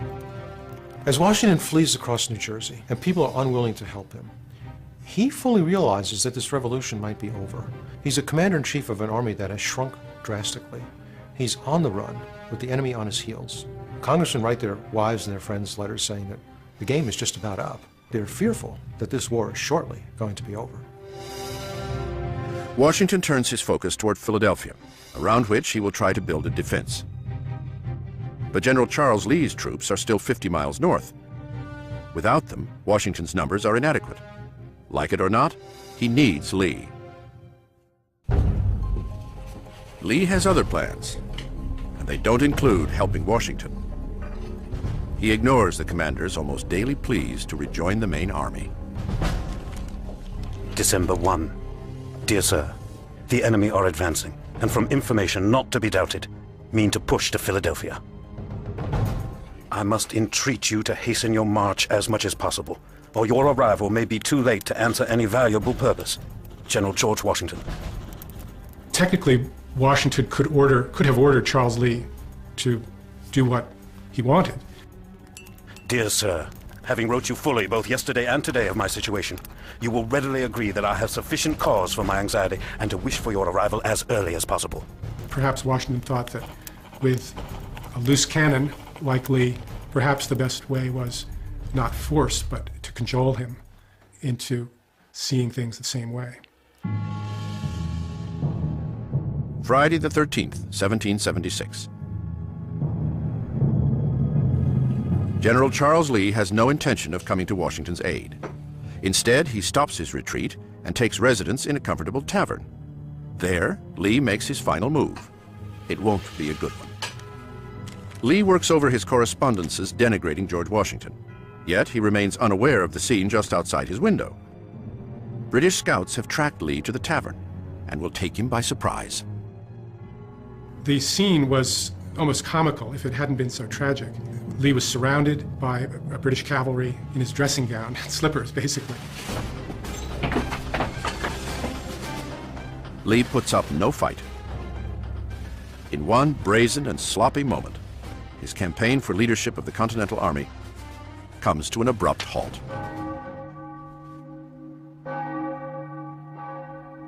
London celebrates the capture. The traitor Lee, some say, is the only rebel general they had cause to fear. Even the stock market goes up on the belief that this is the coup that will end the war. But Washington is not so easily fazed. A political rival out of the way, and his absent troops now marching toward him, Washington regains his sense of mission. His own officers, like General Nathaniel Greene, take notice. His Excellency, George Washington, never appeared so much advantage as in the hour of distress. Again, it falls to Washington to turn the fortunes of the war, if it isn't too late. New Jersey is now a battlefield, not only for the two armies, but for the colonists themselves. Amidst the tension, citizens weigh their loyalties. Should they side with the fleeing Continentals or with the British occupiers, whose very presence has created fresh hostility in the colony? And this is what happens, right, when you put military men in the charge of what is also a delicate political operation. And in this respect, I think one has to be a little sympathetic to the British government. Putting down an anti-imperial, anti-colonial uprising is not something anyone had much experience with in the 18th century. As winter sets in, both sides retrench. The British occupy more of New Jersey by spreading smaller units throughout the territory. Washington, meanwhile, escapes into Pennsylvania, where he hopes to prevent an attack on Philadelphia, the seat of Congress. Mid-December 1776. The mood of despair has crept into his own soldiers as well. Many simply decide it is time to go home. Faith in the revolution is falling as fast as the temperature. It's been a wretched year for them. Conditions have been harsh. Smallpox has broken out in the army. That's in addition to the other camp diseases that ravage the army at regular intervals. Militarily, things have been disastrous. There's not a lot of incentive for them to stay. One man watches in horror. Thomas Paine had joined Washington's army as one of the Revolution's first war correspondents. Now, the young author of Common Sense, who helped spark independence only a year earlier, knows he must once again take up his pen. This time, he will not aim his words at the enemy, but directly at the hearts of American patriots. These are the times that try men's souls. The summer soldier and the sunshine patriot will, in this crisis, shrink from the service of his country. Thomas Paine.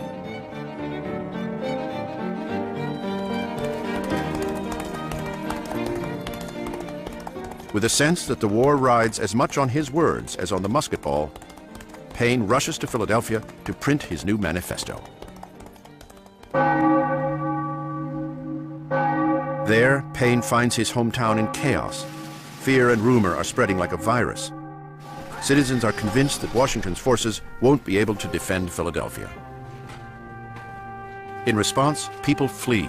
A steady stream of Philadelphians take their belongings and head elsewhere, leaving their empty homes and closed-up shops to the British, if they should come. The citizens are not alone. Continental Congress and all its members have evacuated too, heading further south to Baltimore. Against this backdrop, Thomas Paine gets to work. In a span of 10 days, the young author and printer, the man who arrived in America only a few years ago full of hopes to begin a new world in these raw colonies, sets his thoughts to print. He titles it American Crisis. As quickly and widely as Common Sense had spread, so too does this book. It begins to work its magic instantly. What we obtain too cheap, we esteem too lightly. And it would be strange indeed if so celestial an article as freedom should not be highly rated. Thomas Paine. This was really the low point for the Americans. Washington's reputation was really at stake. And with that reputation, the ability to round up fresh recruits for the army. So it was a really do or die moment in New Jersey. Paine's words only go so far. Washington must alter his entire approach to the war.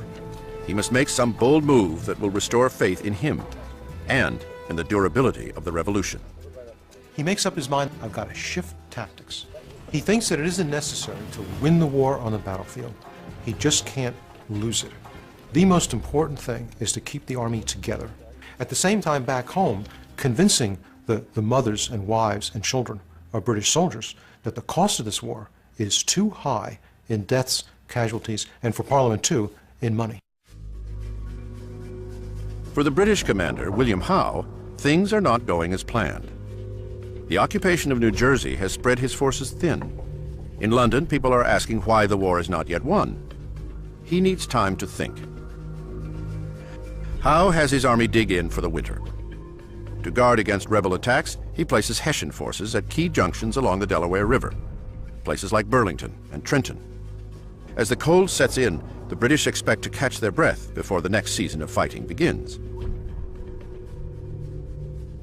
Howe's command along the Delaware River falls to Hessian Colonel Johann Rall. Rall has been on constant alert, but now, holed up in Trenton, he is finally beginning to relax. An attack is unlikely as the weather turns grim, and a blizzard blows outside his window. Rall lets his guard down and waits for reinforcements, due any moment. Christmas Eve, New Jersey. Rall's Hessian reinforcements have made an unscheduled stop. Their commander, Colonel von Donop, has decided to spend the night with a fair widow in Mount Holly, just 20 miles from Trenton. The colonel, who was exceedingly devoted to the fair sex, had found the beautiful young widow of a doctor. He wanted to set up rest quarters in Mount Holly, which, to the misfortune of Colonel Rahl, he was permitted to do. Captain Johann Ewald, Hessian officer. Von Donop's rest will have consequences he cannot imagine. And history will soon record the contribution to the revolution made by the mysterious widow of Mount Holly, whose identity will never be known. Some believe she may have been Betsy Ross, the future creator of the American flag. Scouts soon report to Washington that the Hessian army has left its defenses down. Washington hatches his plan. He will attack. It may well be his last shot, a final effort to revive his reputation, the spirit of his soldiers, and the survival of the revolution.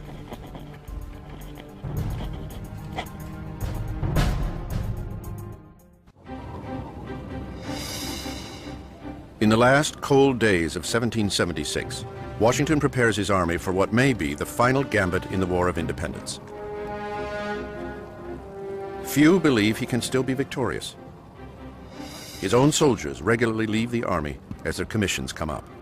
An urgency creeps into everything and everyone. We are all of the opinion, my dear General, that delay is now equal to a total defeat. Some enterprise must be undertaken in our present circumstances, or we must give up the cause. Joseph Reed, Continental Officer. By the time Christmas of 1776 approaches, everything has bottomed out. His army has shrunk to only about 5,000 men. He's lost the support of a lot of the people, and all appears to be lost. It truly is a do-or-die situation. Washington makes a bold decision. He will strike the enemy at Trenton. On Christmas Day, Washington tells his army to prepare. After months of defeat and loss, they understand his purpose. The army will now take the offensive. They will be crossing the Delaware back to New Jersey. Shortly before departing, Washington has American Crisis read aloud. Let it be told to the future world that in the depth of winter, when nothing but hope and virtue could survive, that the city and the country, alarmed at one common danger, came forth to meet and to repulse it. Time hath found us. Thomas Paine. It will be a monumental task. Washington's men must ford a near frozen river in a blizzard and get across fast enough to take the enemy before dawn by surprise.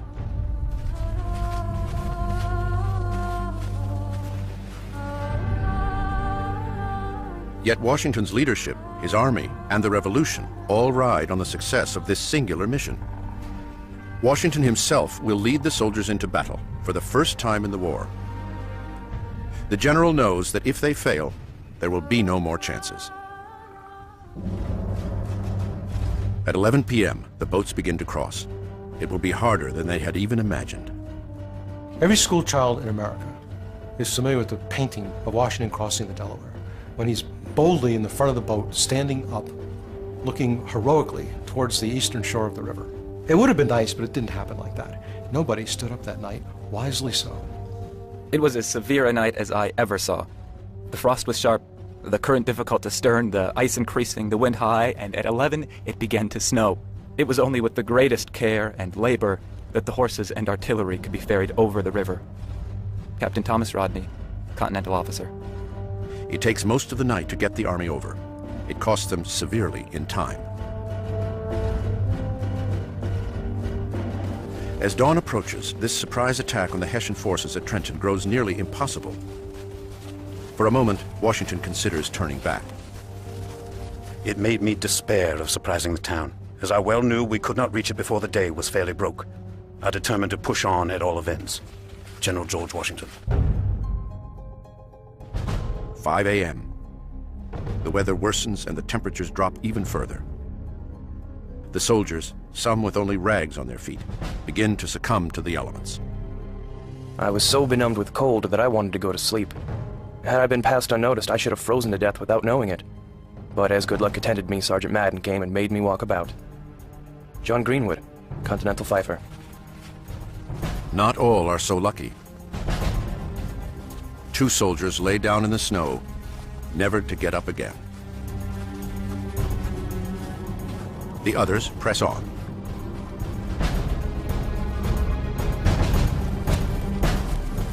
Everything now depends on speed and stealth. It is Washington's new way of waging war. If he's victorious, fine. If he's defeated, escape as fast as you can and keep your army together. Move fast. Sneak attacks, surprises, midnight escapes, any trick a magician could pull out of his hat. That's how he's got to fight. Washington had learned his lessons the hard way. Now he will change the rules.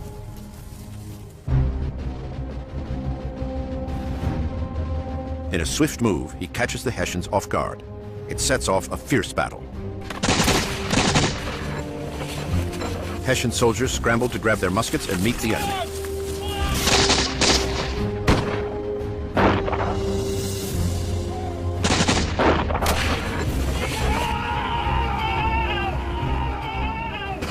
Colonel Rahl wakes up to a battle already underway. He had been expecting something from the rebels, but nothing of this scale.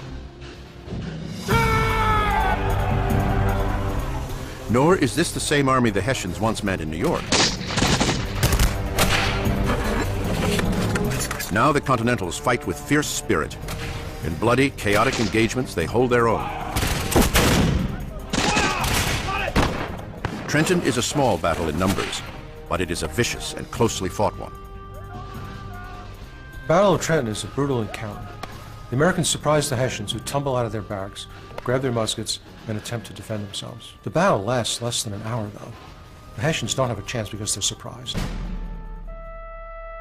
Here conceived a scene of war of which I had often conceived, but never saw before.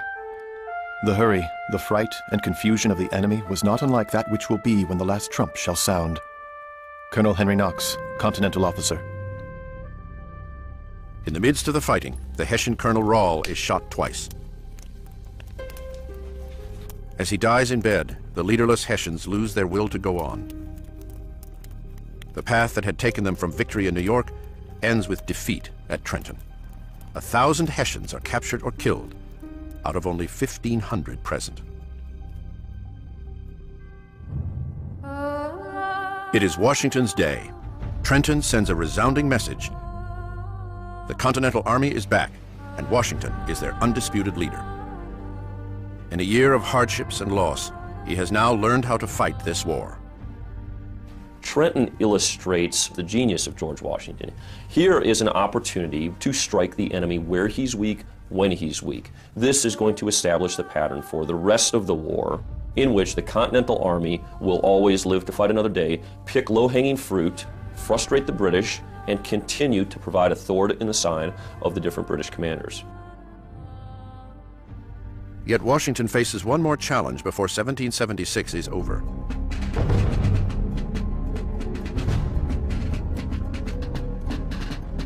December 31st marks the last day of many soldiers' commissions. Many, if not all, are eager to return to their citizen lives. At the end of December, a lot of enlistment terms run out. Those men want to go home. He goes back onto the field, and he tells them, as heartfelt as he can, that you've done everything that America could ask of you. You've risked your lives, you've been in fierce encounters, and now I'm asking you to do it just one more time. And he waits, and nobody moves. The men have given all they can. Now it is Washington's turn. To anyone who will re-enlist, Washington makes an offer of an additional $10 pay, more than a month's salary. My brave fellows, you have done all I have asked you to do, and more than could be reasonably expected. But your country is at stake. We know not how to spare you. General George Washington. And then one soldier grumbles, well, I might as well keep fighting.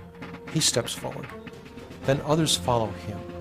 And eventually a little bit more than half the men in the army stay for the $10. But he doesn't have the $10. Washington writes to Congress to request the emergency funds. For this trifling sum, the army holds together and grows as news of Trenton brings new recruits.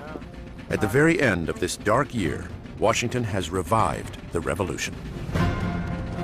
Through most of the fall, there had been a number of officers who thought they could do his job better than he could, and a number of members of Congress who thought the same.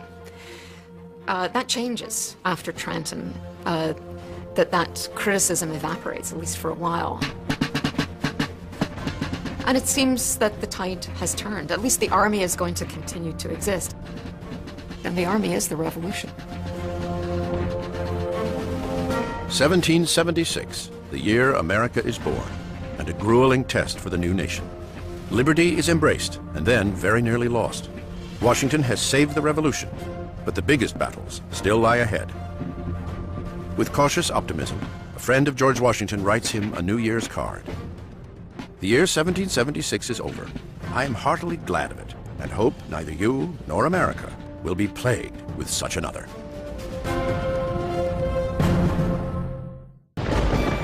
December 1776. At a secret location along the French coast, a shipment is being prepared.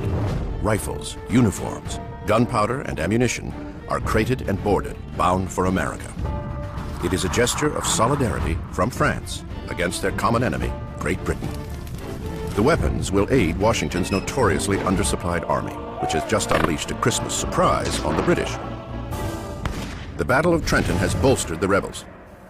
But America needs more than supplies to turn the tide of war. What General George Washington really needs is money and a navy. In pursuit of this goal, the Americans have sent their own secret weapon to France. He arrives on a crisp December morning along the French coast. He is old and frail, with a variety of ailments. But Benjamin Franklin is also the most famous revolutionary leader in Europe. Franklin is the man who tamed lightning, a renowned scientist, inventor, and writer who brought the simple wisdom of Poor Richard to the world. When Franklin gets to France, there's an enormous sense of consternation. What is this figurehead? What is this great celebrity doing here? And remember, given the way the media worked in those days, he washes up on the shores of Brittany with no announcement, and there are all sorts of wonderful rumors afoot as to what he's doing in France. He's come to buy himself a chateau with his immense fortune. He's come to educate his grandsons in Europe because the schools are better. Every possible idea is put forth. The idea that he's actually there to enlist the French in his cause is not the obvious conclusion. And he doesn't feel he has to illuminate anyone. Franklin arrives into a deeply divided nation, no place more so than Paris itself. The wealthy live in opulence, while the poor walk on city streets ankle-deep in waste and excrement.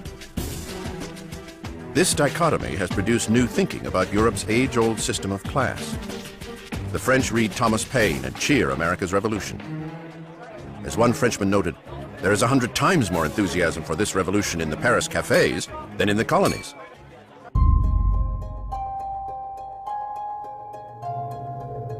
Franklin plays on this enthusiasm. Now, in one of the most opulent courts in Europe, the home of Marie Antoinette, Franklin presents a simple yet carefully crafted portrait of America and all things American. Picture me very plainly dressed, wearing my thin grey straight hair that peeps out from under my only coiffure, a fine fur cap which comes down to my forehead almost to my spectacles. Think how this must appear among the powdered heads of Paris. Benjamin Franklin. Franklin plays on this romance. He dresses very plainly, he wears a beaver cap, and he becomes kind of a fad. The women love to be around Franklin. They think there's something kind of very romantic about this backwoodsman who's here in their midst. Before long, all the fashionable women are wearing their hair in a style that mimics Franklin's fur cap. They call the style à la Franklin. But not all quarters are equally charmed. December 28, 1776. Ben Franklin arrives at Versailles, home to King Louis XVI. It seems like a fool's errand when you think about it. Franklin is sent to an absolute monarchy to ask them to fund a revolution against a king. But the truth is that the animus on the French part against the English is so great that this is a very easy argument to make. Franklin is greeted by France's foreign minister, the crafty Comte de Vergennes. Vergennes is the one behind France's covert arms shipments. Anyone in his right mind would have assumed that the best thing to do would have been to let the colonies and England destroy each other mutually and not to intervene. But he is dead set on revenge. It's the one thing he needs to accomplish. And he could not be more eager. He is intrigued by the revolution. But France needs to know they are backing a winner. Franklin's attuned sense of gamesmanship tells him the time is not right. That, and the fact King Louis XVI refuses to meet with him. But without France, the threadbare American Revolution is in peril.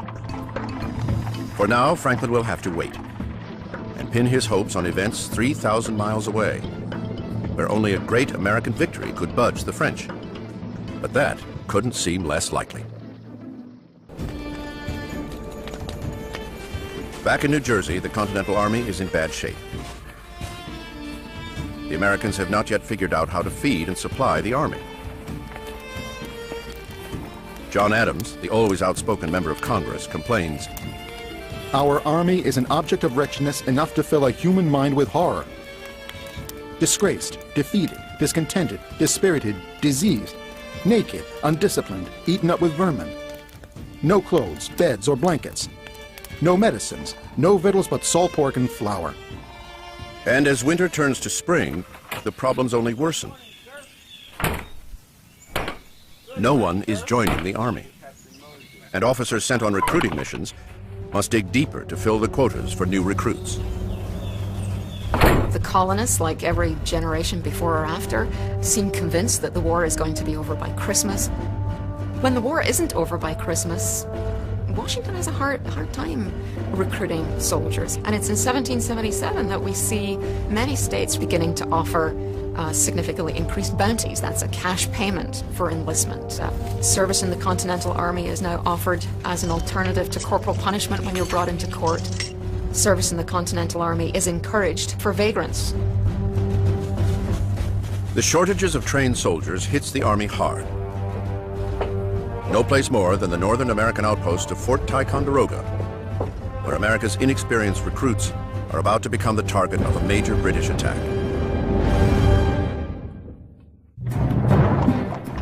America's envoy in Paris, Benjamin Franklin, has made his first overtures to the French, an attempt to get the European power to join in the fight against their age-old enemy, England.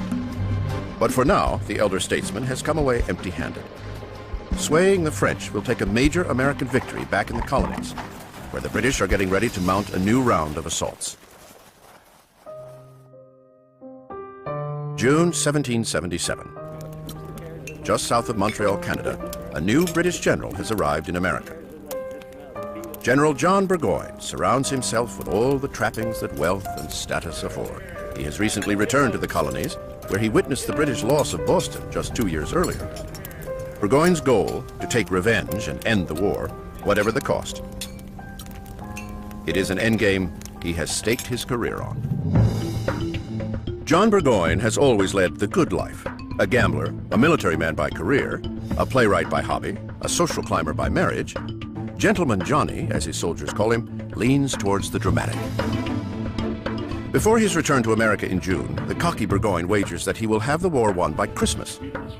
Charles Fox, a member of Parliament who stood in opposition to the war, takes the bet, with a warning. Be not over-sanguine. I believe when you return to England, you will be a prisoner on parole. Charles Fox. As commander of Britain's northern forces, Burgoyne aims to take the Hudson River, the vital waterway that separates the northern colonies from the southern colonies. It's important to realize that in the 18th century, there are no bridges across this river. There are only a limited number of crossing points. If you control those points, you control key terrain, and you are able to sever the lines of communication that the colonists are able to use to coordinate their actions between Boston and Philadelphia, and certainly prohibit the transfer of troops from one side of the river to the other. The British plan requires precise coordination across great distances. Burgoyne's force will move south down the Hudson to meet up with the man in charge for the British, General William Howe, whose forces will march north from New York City. Burgoyne's first target is a remote northern outpost, the mighty Fort Ticonderoga. People referred to it as the Gibraltar of the North, or the Gibraltar of North America. It was, by all standards, the most spectacular fortress in North America. Angled bastions, very defensible, and it sits astride this very, very strategic water corridor.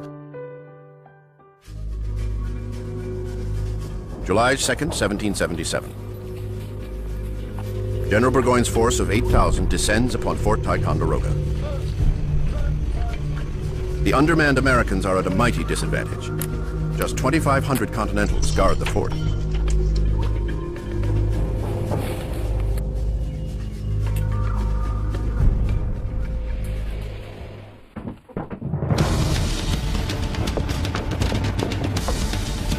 Skirmishes break out around the stronghold as British soldiers snipe at the Americans.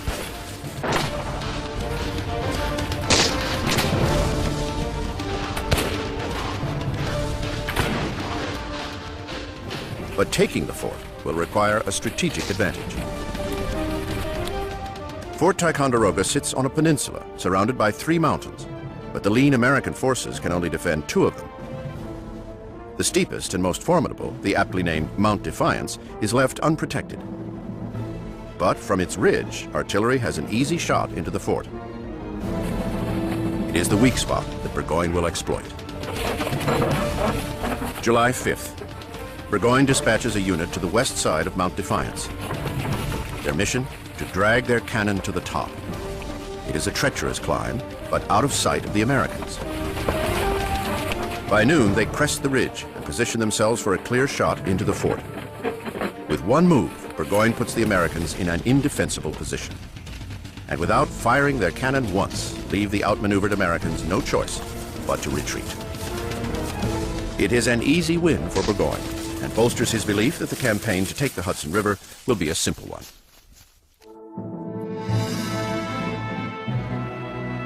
News of the fall of Fort Ticonderoga reaches Paris, where Benjamin Franklin has been closely monitoring the war. He's constantly waiting for his bail. I mean, none of our impatience for our mail could possibly equal what Franklin must have felt at that point. The ignorance is crippling. But sometimes ignorance is bliss. That the undermanned American army has been forced to retreat in the face of an attack is the last thing Franklin wants to hear. On top of that, he has made little progress with King Louis XVI. Franklin is, after all, the representative of rebels. He is fraught with frustration. There is nothing better to do here than drink. How can we fool ourselves that France might understand America better than Britain? How can we fool ourselves that a monarchy will help republicans revolt against their monarch? Benjamin Franklin. The fall of Fort Ty hits General Washington's desk with a thud. His soldiers lost it without so much as a fight. And now the British Army is on the move. 7,000 soldiers are heading down the Hudson. The rest are stationed in New York City. Washington flounders and begins moving his troops up and down the river, hedging his bet against where the Redcoats might attack next. General Washington may be conflicted, but so too are the British. Their commander, William Howe, has gathered up his 13,000 troops and set sail from New York City. Destination? Unknown. Howe is torn. He is expected to move up the Hudson to aid Burgoyne, but he can't escape his own designs, a fixation on conquering Philadelphia, the rebel capital. His decision, when it comes, will change the course of the war. The mighty Fort Ticonderoga, the gateway to the Hudson River Valley, has fallen to the British without so much as a shot fired. It is another defeat for the undermanned Continental Army, and is an ominous start to the summer of 1777. Across the ocean in France, Benjamin Franklin's waiting game continues. Franklin is biding his time, looking for news from America, some victory that would open the gates to Versailles, would convince the French to join the war. But he keeps his intentions to himself. It is a secrecy that breeds intrigue. For the first year that he's there, there's a real question. Is he here because he's running away from the American Revolution? Is he here to undermine it, or is he here to underwrite it? Desperate to find out more, both France and England surround Franklin with spies. It turns out, in retrospect, that his own secretary was a spy, and that anything that crossed Franklin's desk was sent back within the week via a little bottle sunk beneath a tree in the Tuileries to the British government. And those dispatches arrived regularly 72 hours later. Because of the espionage, Franklin realized the only way he could keep a secret was to keep it to himself. And he's very, very closed-mouthed, plays his cards very close to the chest. Franklin's silence is a calculated diplomatic strategy, akin to his favorite game, chess. Life is a kind of chess in which we have points to gain and competitors to contend with. By playing at chess, we learn not to make our moves too hastily. Benjamin Franklin. Franklin follows his own advice too well for some. But he knows the time will come when he finally gets to play his next move. Back across the ocean in America, British General Howe remains adrift off the coast of New York City. 13,000 soldiers on 260 ships still don't know where they are headed. John Burgoyne's plan calls for General Howe to head up the Hudson, yet Howe is intent on Philadelphia. Revenge for his embarrassing losses at Trenton and Princeton. Howe is obsessed with holding Philadelphia, sustaining Philadelphia, situated almost exactly in the center of the 13 colonies geographically, because it's the political capital. It's where the Continental Congress resides. It's an important strategic center too, both commercially as well as politically. Howe makes his decision.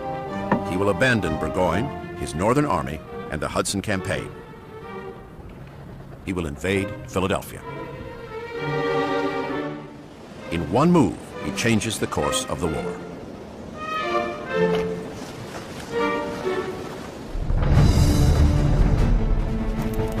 August 22nd, 1777, Hartsville, Pennsylvania.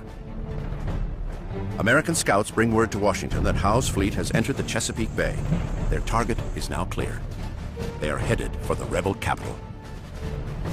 Washington immediately sets his army in motion, marching south through Philadelphia.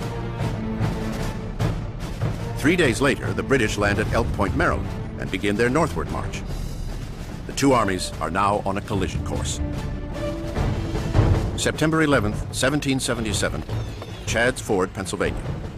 Washington positions his forces along the banks of a tributary called Brandywine Creek. It is here that he will make his stand against the advancing British. Brandywine Creek is the perfect place for a defense. There are only a few crossings along this stretch where troops can be transported from bank to bank, and Washington has them covered. By 7 a.m., the British reach the banks directly across the river from the main force of the Americans. Musket and artillery fire erupt between the two armies. 25,000 soldiers will clash on this day. The battle, intense and bloody. In the thick of the fighting, the Continental Army makes an alarming discovery. The weapons sent secretly by France months earlier have only now arrived, and many of them aren't working. Some of the muskets are fitted with the wrong cartridges. Others have shot of the wrong size. It renders them unusable. On the opposing side, the British are trying out a new and improved rifle. Captain Patrick Ferguson, a skilled marksman, is the inventor. The new weapon is lighter, has a longer range, and in Ferguson's expert hands is deadly accurate. During the fighting, the captain gets a high-ranking officer in his sights. But killing involves more than aim. On the 18th century field of battle, there is also the matter of honor. The American Revolution occurs during what some historians term the age of limited warfare. These professional military officers, who deemed themselves professionals, did not think that it was gentlemanly nor honorable to intentionally lay low an enemy officer. It's an easy shot, but Ferguson passes it up. His decision possibly changes history. The man at the end of his barrel was, evidence suggests, George Washington himself. 4 o'clock strikes on the field at Brandywine. The Continental Army has successfully held off the British advances for 8 hours. But all of that is about to change. What Washington doesn't know is that his main force has only been engaging half of Howe's army. The other half has been sent on a day-long march to the west, around the American defenses, and is now headed for a surprise attack from behind. It is the same tactic the British used at the Battle of Long Island, and once again, Washington is surprised by the maneuver. Having outflanked the Americans, the battle quickly becomes a rout. 1,000 American soldiers are wounded or killed. Washington is forced to retreat north, giving up the fight and giving up Philadelphia.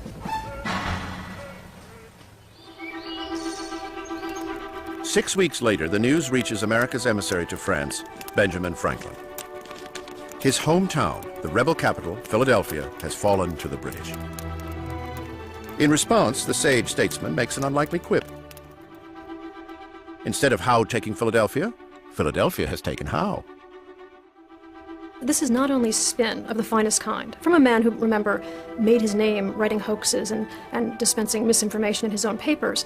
He knows his job, and his job is essentially to make it appear to the Europeans, and particularly to the French, that the American cause is a viable one, and moreover, that the Americans can win this contest. Those are all of them, at that point, fictions. Franklin, as shrewd in his diplomacy as he is in his chess, will have to wait yet again. The unanswered question is whether the French will support America in its next move. Monsieur Franklin, in France, we do not take kings so. Madame de Bourbon, French Duchess. Ah, madame, we do in America.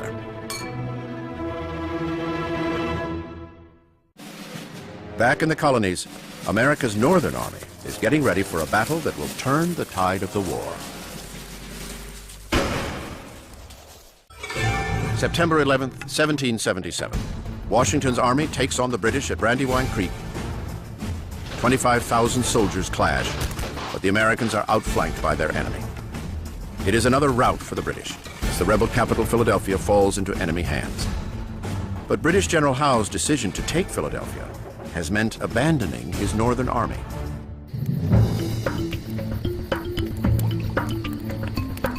With no knowledge of Howe's choice, General John Burgoyne, leader of Britain's Northern Army, continues his campaign to take the Hudson. And the gentleman general makes sure he travels in style. 30 carts of food, clothing, and liquor take the edge off a campaign through the rugged terrain of upstate New York. Tonight, he is confident and in good cheer. Burgoyne has enlisted help in his campaign, a secret weapon that he believes will give him the upper hand. 500 Native Americans from the League of the Iroquois have joined Burgoyne's army. They will serve as guides to the British, helping them navigate the northern frontier. The Indians were not really interested in theories of monarchy versus democracy.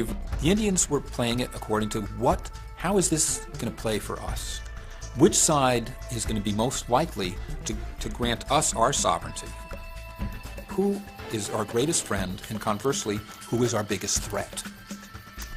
Each Indian nation has to make a choice. Virtually none are able to remain neutral. Most, overwhelmingly, they side with the British. For the Native Americans, it is a marriage of convenience. A British victory is their best hope for protecting their lands against the westward pushing American colonists. Burgoyne partakes in the ancient practice of sharing a peace pipe, but he wants the Indians to attack the Americans without mercy, and wastes no time broadcasting his objective, issuing a proclamation to the inhabitants of New England, a warning to all who stand in his way. I have but give stretch to the Indian forces under my direction, and they amount to thousands to overtake the hardened enemies of Great Britain wherever they may lurk. The messengers of justice and of wrath await them. General John Burgoyne. Burgoyne's proclamation is a fateful decision. July 27th, 1777, Western Vermont. Two braves capture a woman by the name of Jane McCrae. There is a struggle, a fight. A shot is fired. Jane McCrae dies, but it is unclear who killed her.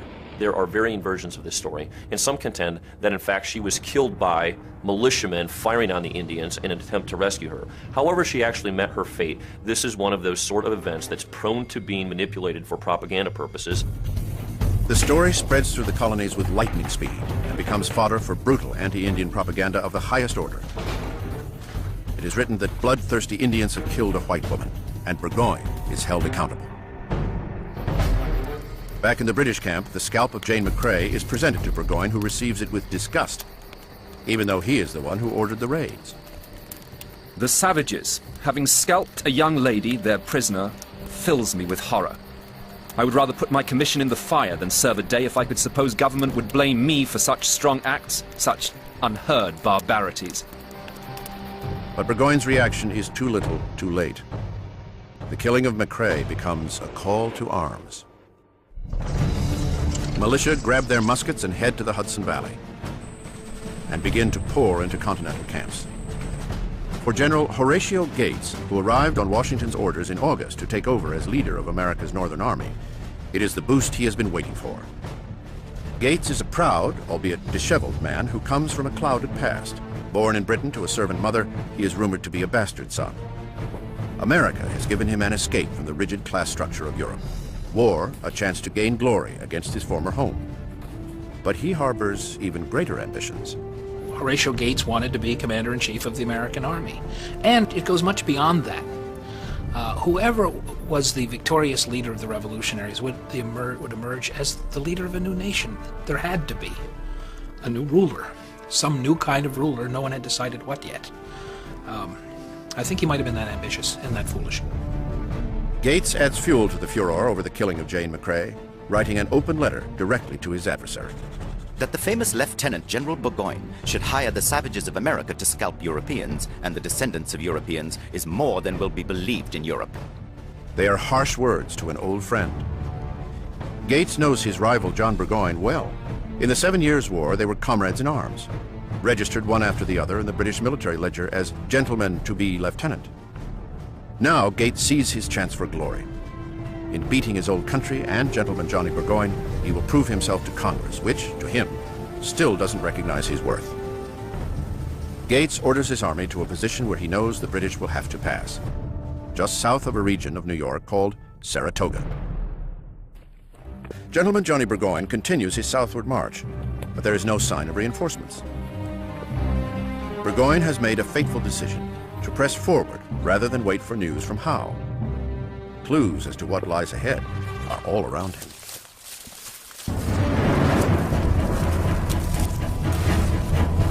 A royal patrol scouting close to Saratoga comes across a note pinned to a tree. Burgoyne had posted his proclamation. Now the rebels have issued one of their own. Thus far shalt thou go, and no further. September 19th, 1777. With numbers swelled by anti-Burgoyne sentiment, the rebel army is ready for a fight. Horatio Gates sees an opportunity to test the British just south of Saratoga on a piece of land called Freeman's Farm. Gates has a surprise for his enemy, an elite force sent by Washington himself, Daniel Morgan's riflemen. Morgan, a Virginia officer, fought in the 7 Years' War, witnessing firsthand the fighting style of the Native Americans. Inspired by what he saw, he has created guerrilla tactics that are new to the battlefields of the 18th century. Rather than attack in columns head-on, Morgan's men fire from cover. Noon. After a tough morning march through heavily thicketed woods, a forward picket of Burgoyne's army finally reaches a clearing. A moment to rest, they think. But Morgan's men are waiting. Fire rains down with deadly accuracy. All but one British officer is killed or wounded in the first assault. The ambush is followed by bloody skirmishes, the battle swinging back and forth through the afternoon. Until finally, at 4 o'clock, having inflicted their damage, the Americans fall back. The British suffer 600 casualties to the American marksmen and come to understand that these rebels may not give up so easily. In the American camp, militia keep pouring in. The army swells to more than 10,000. Victory against the 5,000 British soldiers now seems possible. Horatio Gates can feel it. So too can another general who wants to capture some glory for himself, Benedict Arnold. But before the two generals take on Burgoyne, they will find themselves in a battle against each other, each vying for credit in a campaign that will change the course of the war. The battle at Freeman's Farm, just outside of Saratoga, New York, has stopped British General John Burgoyne's southward march in its tracks and given confidence to Horatio Gates' troops, whose numbers continue to swell. That confidence is shared by another bold American general who sees his chance for glory, Benedict Arnold. Arnold comes from a prominent Connecticut family that fell on hard times. His alcoholic father squandered away the family's fortune. But Arnold would not yield to his lowly circumstances, achieving great wealth and success in business through sheer will. He has been in the war since the outset and has always made an impression. He was spit and polish. When he sat on a fine horse, he was literally a commanding figure. Men looked up to him. It was Arnold who helped snatch Fort Ticonderoga from the British 2 years earlier. But the credit for the victory went to the hard-drinking frontiersman, Ethan Allen. It is a slight that Arnold has not forgotten. But this campaign offers him a chance at redemption, to get the credit he feels he deserves.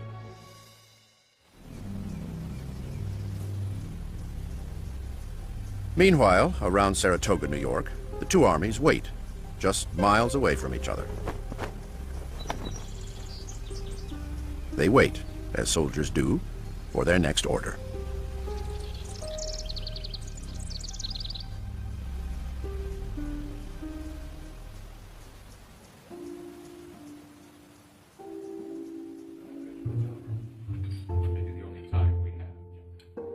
In the American camp, Gates and Arnold talk strategy over a meal of ox heart.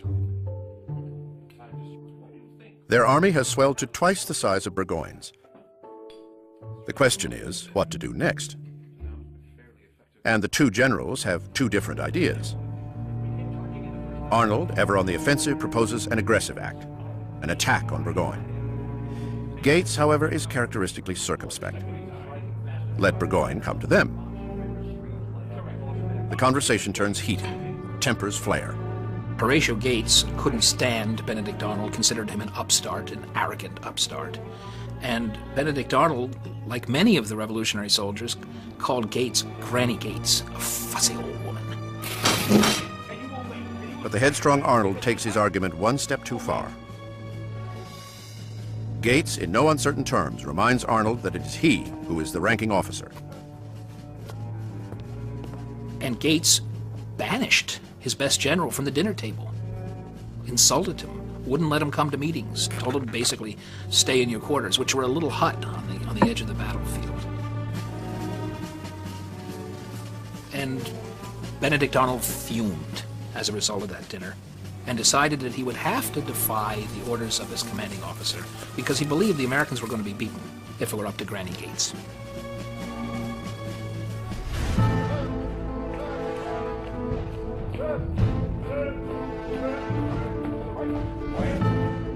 In the British camp, General John Burgoyne is filled with frustration. News has finally arrived from Howe. There will be no reinforcements coming from the south. But Gentleman Johnny Burgoyne refuses to retreat. Burgoyne is exceptionally ambitious. He is definitely a glory hunter. But his greatest failing was that, like many officers of his time, he placed a premium on individual martial glory. He wanted to gain fame for himself. Saratoga should have never happened. Johnny Burgoyne's pride, his hubris, is what precipitated the disaster at Saratoga. With his supplies dwindling, Burgoyne decides to make one last push. An assault on the Americans just to the south of Saratoga on a rise of land called Bemis Heights. October 7, 1777. Burgoyne sends a reconnaissance force of 1,500 towards the American lines. Gates sets 2,400 of his men out to meet the British. It is the final engagement of the Battle of Saratoga. On the field, Benedict Arnold, in defiance of Gates' orders, leads the charge against the Royals. Arnold employed snipers. He got riflemen, highly accurate, put them up in trees like snipers, not down in red uniforms with white stripes that you could sight. Arnold fought like an Indian, from cover with camouflage, surprise attacks. It was a new kind of warfare, and the British didn't adapt to it. Through the smoke of battle, Arnold spots an opportunity he can't ignore. British General Simon Fraser seems to be single-handedly rallying the troops. Arnold makes a snap decision that changes the course of the fight. He orders his men to target the British officer. 1 month earlier, George Washington may have been spared assassination at the Battle of Brandywine, but at Saratoga, British officers are offered no such favor. It takes 3 shots that take down his adversary. With Fraser removed from the battle, the life seems to disappear from the British soldiers, who begin to retreat under the pressure of Arnold's advance.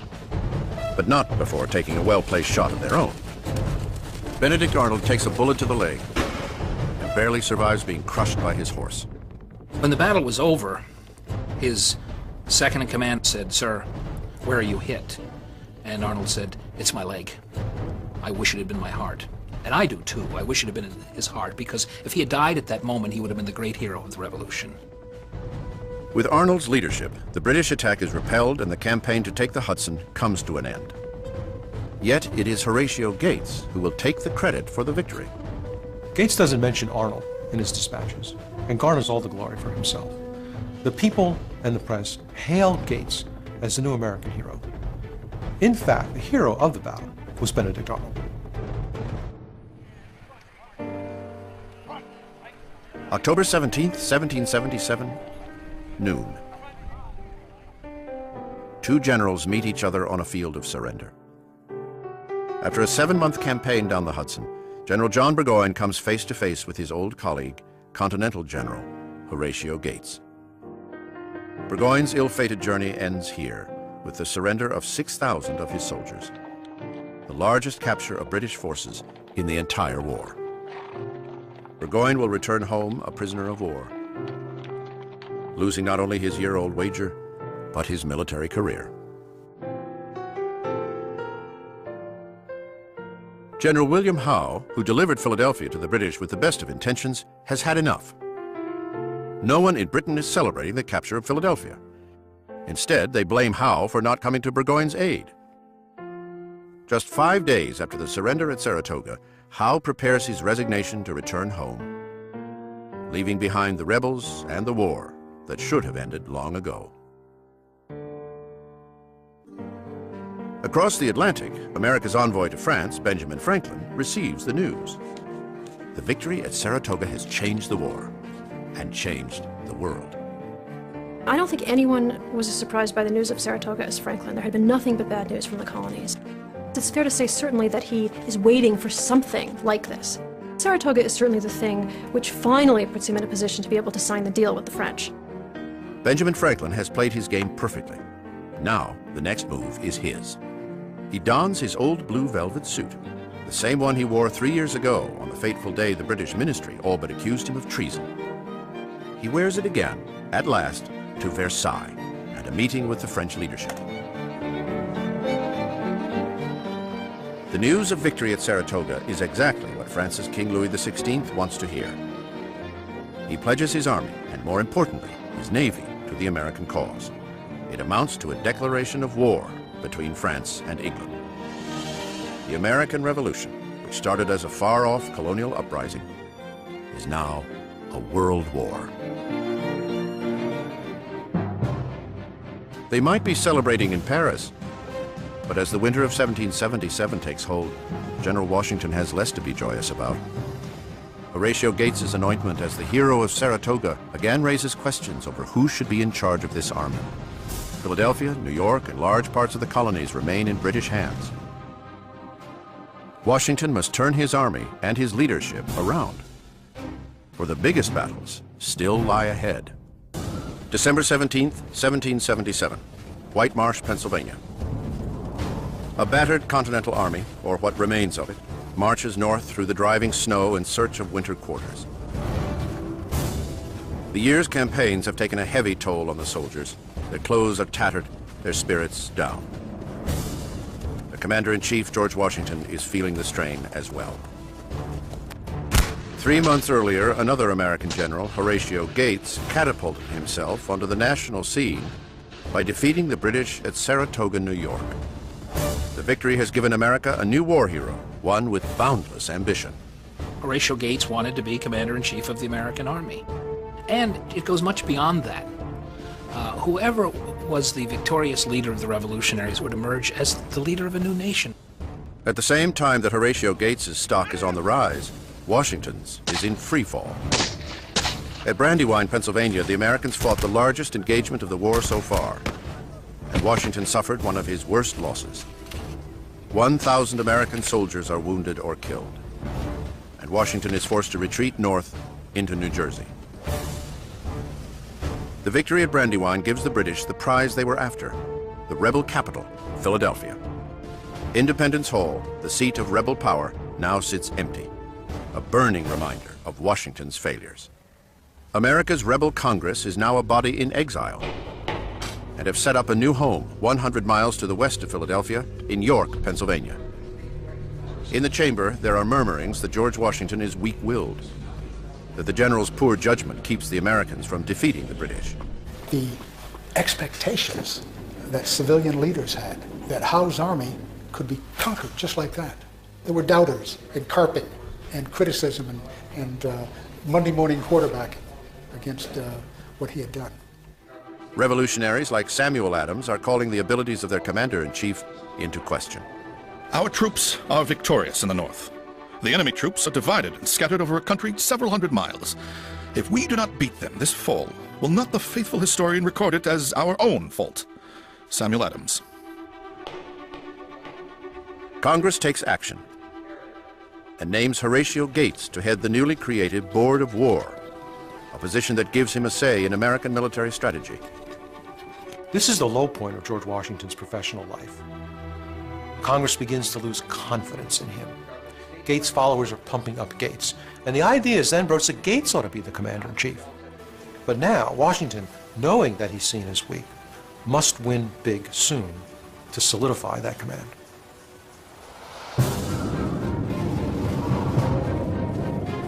But the Continental Army is in no shape for a fight. And in 18th century warfare, winter is the time to rest, to train, to resupply. For Washington, now is the time to rebuild his army and his reputation, and do it before the winter is over. It will be an uphill battle at the soon-to-be storied Valley Forge. It is a strategic location, just 23 miles north of Philadelphia. Valley Forge is an ideal place from which to keep a close eye on the movements of the British Army and stop the enemy from pillaging the fertile countryside. Sitting on a plateau, the camp is easily defensible. Creeks and the Schuylkill River provide a natural fortification to the camp. But building and running a city a third the size of Philadelphia is a mammoth undertaking. Washington throws himself into the work. He designs the camp himself, down to the last detail. The layout of the barracks, the placement of roads, the location of its defenses. Washington enacts strict rules to fight typhus and dysentery.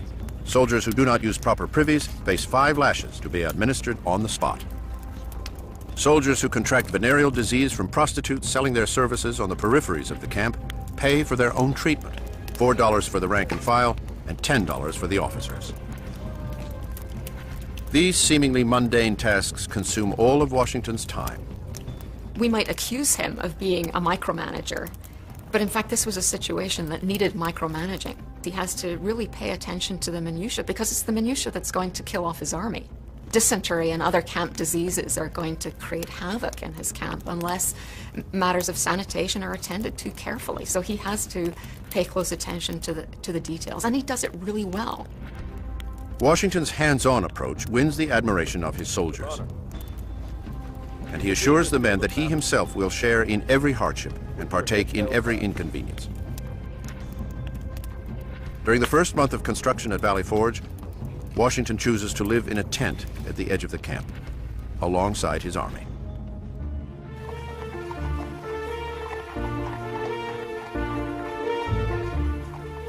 Life in Philadelphia, however, stands in stark contrast. For the British, the winter break from the war brings a return to the creature comforts that status affords.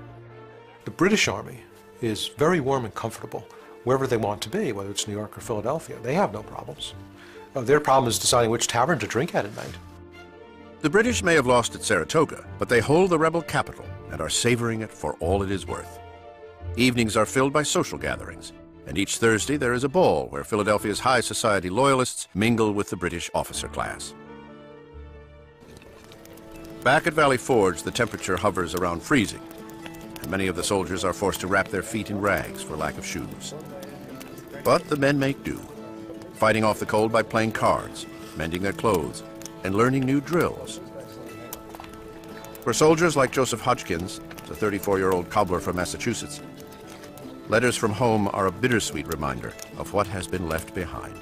My dear, I have looked for you till I know not how to look any longer.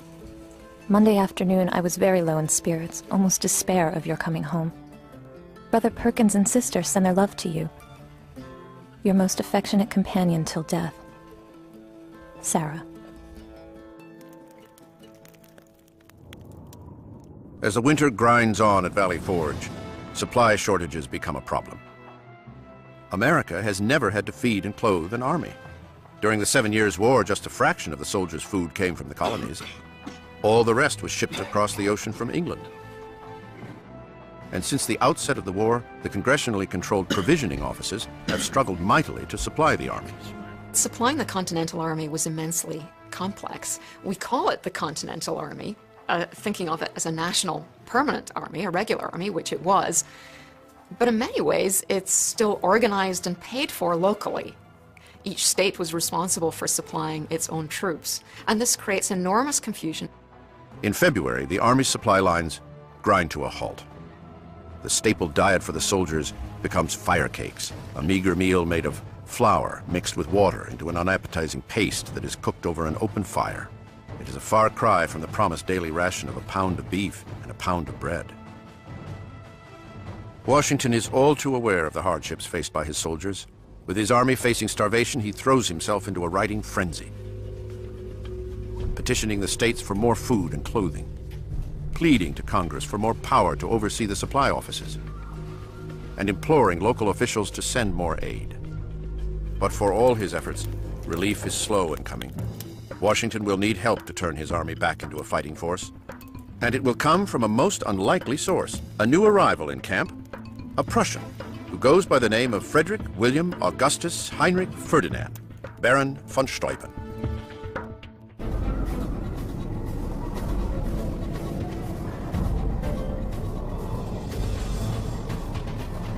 February 1778.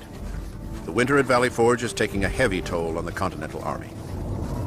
2,500 soldiers die from disease, more than have been killed in battle in the entire war. Thousands of others are incapacitated by sickness and hunger. Washington has done his best to hold his army together, but is still under pressure from Congress to mount a successful spring campaign and take back Philadelphia from the British. But to achieve that goal, he will have to enlist the help of others. On February 17th, a new recruit arrives in camp, sent by the American Congress to aid in the cause.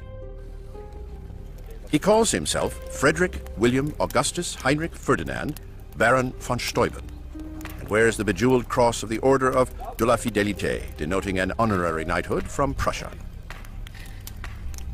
Von Steuben carries letters of introduction, but no papers confirming his achievements, an omission that should be a clue, for the Baron is stretching his story, just as he's stretched his name. He has never risen higher than the rank of captain, and he has been turned down for service by the French, Spanish, and German armies. Amidst rumors, he has taken familiarities with young boys, which the law forbids and severely punishes. In short, von Steuben has come to the only army in the world that will have him, the Americans. The Baron's past may be shrouded in mystery, but Washington is desperate for leadership, for officers with European training. He puts von Steuben right to work. The task, to create a single method of training, a critical step towards a more professional army. And to do it before the winter is over. Von Steuben embraces the opportunity. The Baron starts small, spending hours each day working directly with a model unit that will be used to train the rest of the army.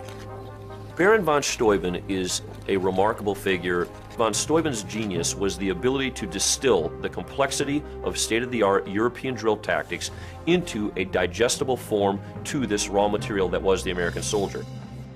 They are tactics that are new to Washington and his army, tactics learned during the Baron's service in the Prussian army. But he makes an important adjustment in the way he teaches them. Von Steuben recognized that he was not dealing with Prussian conscripts. He recognized the individuality and the republican notions of the population of troops that he dealt with, and he was able to take principles and tactics and give them to this force in such a manner that they were willing to receive it and that they were able to transform themselves from virtuous republicans into soldiers in a professional army. Under von Steuben's tutelage, the soldiers learn how to form solid, orderly columns, how to properly load and fire a weapon in formation, and the proper use of a bayonet. The army that comes out of Valley Forge is in many ways much more sophisticated one than the one that goes in there. Von Steuben brings a new level of professionalism to the army, and that by itself creates its own sense of professionalism. It creates its own sense of belonging. They're belonging to something larger than themselves. In a matter of weeks, the ragtag unit is marching in lockstep. Soon, every soldier is taught the von Steuben technique.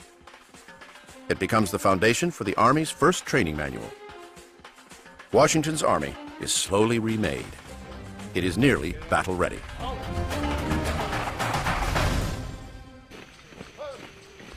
In March, spring finally comes to Valley Forge. The dark months of winter begin to fade away. Yet food shortages have been a recurring problem.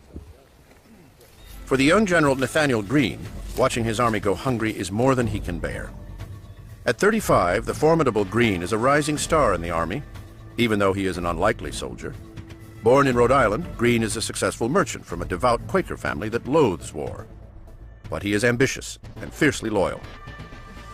When war breaks out, he throws himself behind the Patriot cause. Greene becomes the youngest brigadier general in the Continental Army at age 33. Now he has risen to the rank of Major General and is one of Washington's closest confidants, and one of the loudest critics of the Army's failed supply departments.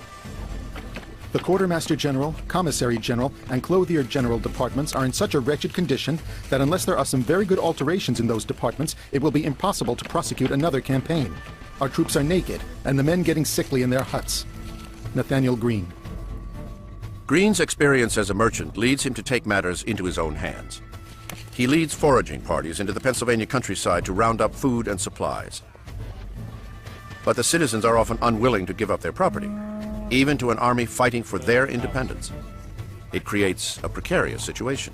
Washington didn't want to alienate the local civilian population. He did what he could to supply the army, but he wants to protect that relationship with the local community.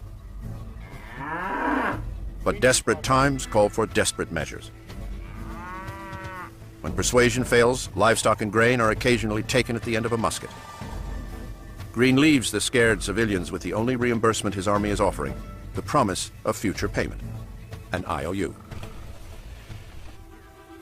Greene's efforts impress Washington, who puts him in charge of acquiring supplies for the army. The duty-bound general accepts his assignment as quartermaster, but it is certainly not the commission that he had hoped for. Nobody ever heard of a quartermaster in history.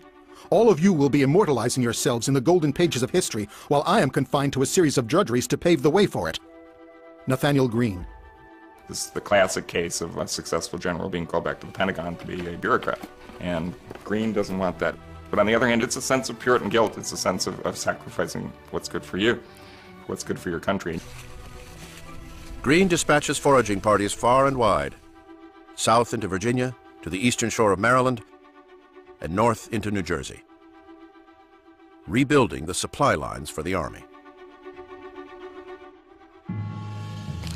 The efforts of Baron von Steuben and Greene over the winter at Valley Forge have given Washington confidence that he has an army that is now ready to take the fight to the British. Meanwhile, an ocean away, a bold American is pushing the war to a new and unlikely front, the shores of England itself.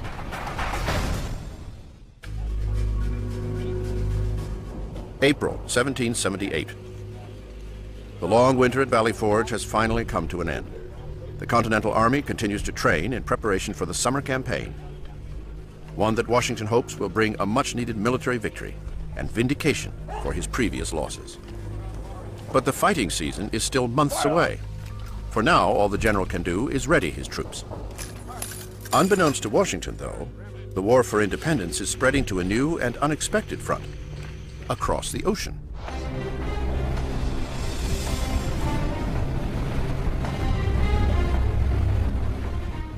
On a chilly spring morning, a lone American ship, the Ranger, cuts through the water off the coast of England. Their target, the port towns along the western coast of Britain.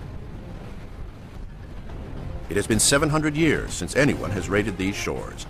700 years since a foreigner has rained terror on the inhabitants of the British mainland. The architect of this bold plan, John Paul Jones.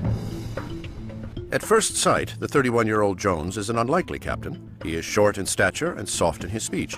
But the Scottish-born Jones is already a veteran sailor. Jones is a proud man. He's a very handsome man, almost beautiful to look at. He's wearing a British naval uniform. Now you may wonder, why would an American naval officer wear a British Navy uniform? Because he thought it was better looking. Jones is the son of a gardener who set out for the open sea at the age of 13 to make a name for himself working on merchant and slave ships. Jones casts himself in his own play, and it's a play of upward mobility. This is a notion that's very 20th century, but in the 18th century, it was unusual. In the 18th century, your place in society is defined. That's not the way John Paul Jones wants to see the world. He wants to be a rising figure. He wants to overcome his modest origins and become a gentleman. It takes him just 8 years to reach the rank of captain. But shipboard life is a dangerous business, and at 28 he is forced to flee to Virginia to escape charges of murdering a mutinous crew member. He starts life anew in America, adding the last name Jones to avoid being found, and joins the fledgling Continental Navy in 1775. But what America calls a navy is little more than an awkward flotilla of mismatched merchant ships clumsily converted for battle, a fighting force that could never stand up to the superior power of the British Navy. So the ambitious Jones sets out on his own course. Jones is a military genius, and he has a fundamental insight, which is that we're never going to beat the British by playing some defensive game. The British Navy at this time has more than 100 men of war. The American Navy has none. So they're not going to win some mass naval battle. They have to go guerrilla. John Paul Jones returns to the waters of his youth and in surprise attacks shocks the enemy. Raiding British merchant ships along the Irish coast, burning supply ships along the west coast of Britain, and leading an attack on the port of Whitehaven, the very town Jones set sail from as a young boy. The idea is to terrorize the British people, to show them that the cost of suppressing the American Revolution is going to be high, to take the fight home to the Brits. It is a strategy that has an immediate effect. News of the raids hits London like a thunderclap. This morning, an express arrived with alarming intelligence that an American privateer had appeared off the coast and proceeded to Selkirk House, which they pillaged. Along the northwest coast of England, a general intimidation discovers itself on every appearance of a sail. But for his tactics, raiding towns and taking merchant ships, Jones becomes known as the Pirate Jones. It is a label that plagues him. John Paul Jones wants to be seen as an officer and a gentleman, not as a pirate, and it hurts him. In an attempt to prove that he is more than just a pirate, Jones sets his eye on one last goal, taking a British warship. He finds the perfect target anchored off the Irish coast, the Drake. With 20 guns, all 4-pounders, she is a relatively even match to Jones's Ranger. As is his custom, Jones flies the British naval ensign, which allows him to slide close to the enemy ship. And at the last minute, Jones gives the order to fire. The battle is on. The two ships exchange broadsides at close range. 18th century warfare was supposed to be gentlemanly, at least for the gentlemen who fought it. It was almost like a formal dance. At sea, ships like a minuet and a ball. Jones didn't believe in all that. Jones believed in what today we would call total war. He would put men up in the tops, as they were called, and up the mast on these platforms to blaze away with muskets, with guns. These new tactics give Jones the upper hand.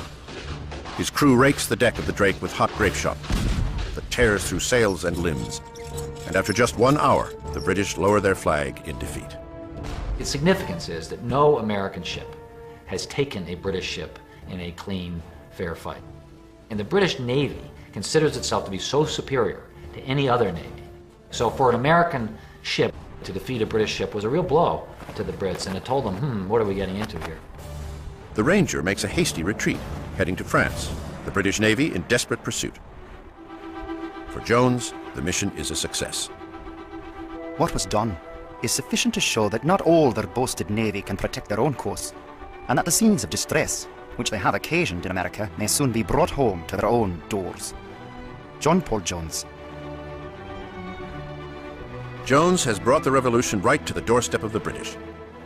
Arriving in France, he becomes the toast of Paris, the ideal of American heroism. Jones's war will continue. The following year, he will lead a modest fleet aboard his new ship, the Bonhomme Richard, winning the greatest American naval battle of the time against the British warship, the Serapis. And years later, for his daring missions, John Paul Jones will become known as the father of the American Navy. Back in America, George Washington prepares to take the fight to the British Army, looking for the battle that will restore his reputation once and for all. May 5th, 1778, Valley Forge. 3 months of drilling have given Washington a new confidence in his army. The efforts of Washington, Nathaniel Greene, and Baron von Steuben, whose service has now earned him the position of Inspector General of the Army, have emboldened a force that is now 13,000 strong. Washington's perseverance through the hardship of the winter has held his army together. He is now eager to test the mettle of his soldiers, and the British are about to provide the perfect opportunity. British headquarters, Philadelphia, Pennsylvania. A new commander-in-chief is taking over the British Army, Sir Henry Clinton. His predecessor, William Howe, recalled after the British loss at Saratoga. Clinton arrived in America in 1775 with Howe and General John Burgoyne. Both generals left America in defeat. Now, he is the last one standing. At the time of the American Revolution, positions of command devolved to the next man in the line according to seniority. Promotion was subject, with very few exceptions, to the rigid law of seniority. And in this case, Henry Clinton was the only choice because he was the next most senior officer following the recall of Howe. Clinton is as concerned with how his actions will be interpreted, how he will be judged. That awareness of, if I don't handle this right, what's this going to mean for my reputation back at home? Clinton has good reason to worry about his reputation. The war for independence has changed dramatically. It is no longer a battle between two adversaries. Now there are three. For the past year, the Americans have been courting France, the world's other superpower. Leading the effort is the rebel emissary, Benjamin Franklin. At 72 years old, Franklin is an internationally renowned scientist and writer who has entered a new phase in his career, that of diplomat. America's victory at Saratoga has shown the French that the colonies can hold their own against the British and has persuaded them to join the fight against their ancient enemy. Now the elder statesman is working out the final details in the newly signed Treaty of Friendship. France gives money and supplies, but more importantly, offers their navy to the American cause. French naval support is absolutely crucial for American resistance. The British, they have to now take the naval dimensions of this war into account. They can no longer say we can take naval supremacy for granted and concentrate on winning the war on land. Back in Philadelphia, British General Clinton opens his first orders, which have just arrived from England.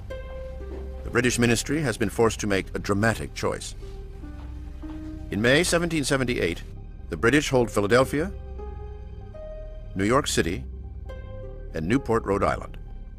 Now there is a very real danger of a blockade by the French fleet at any of these ports.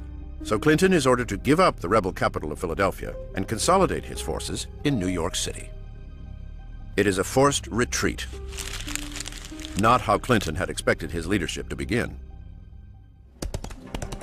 American spies in Philadelphia rushed dispatches to Valley Forge with word of the British action. The news finds Washington and his generals discussing battle plans for the upcoming summer.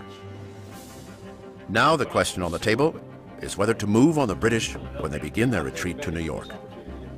Washington is still stinging from last year's losses at Brandywine and Germantown and is eager for a fight. But before he can take on the enemy, Washington has to take on one of his most talented generals and one of the most outspoken challengers to his authority, General Charles Lee. The British-born Lee is an eccentric but capable officer and a brilliant military tactician. But in December of 1776, as he was supposed to be on his way to aid Washington as the Americans fled New York, Lee was instead captured by the British while he lounged in his nightclothes at a tavern. Despite the blunder, Washington worked hard to get the experienced Lee back from the British in a prisoner exchange. Lee is arguably the most qualified general officer in the American Army in a strictly military sense. He fought in the French and Indian War, he fought in continental Europe during the 7 Years' War, he fought from Russia to Poland. He's exceptionally experienced, but this experience breeds some hubris. He thinks that he knows better. Lee seemed to have an agenda throughout the war of really carving out an independent command for himself, and one could speculate that he probably would have liked to supplant Washington as the commander-in-chief. Lee's arrogance has always been an issue, and he questions Washington's plans at every turn. But today he takes his argument one step further, suggesting that the American force would never stand a chance fighting the Royals head-on. Coming from someone who spent more than a year in British captivity, Lee's stance raises questions about his loyalty. There was always an aura of suspicion around him, in Washington's mind at least. Part of the reason I'm very suspicious of Lee is he wasn't treated as a prisoner. He had dinner with the other officers. He had a convivial life with them. It was not the kind of treatment that was given to other revolutionaries when they were captured. What none of the Americans knew at the time is that while in captivity, Lee had offered advice to the British as to how to beat the Americans and bring the conflict to an end. An act of treason that would color Lee's actions for the rest of the war.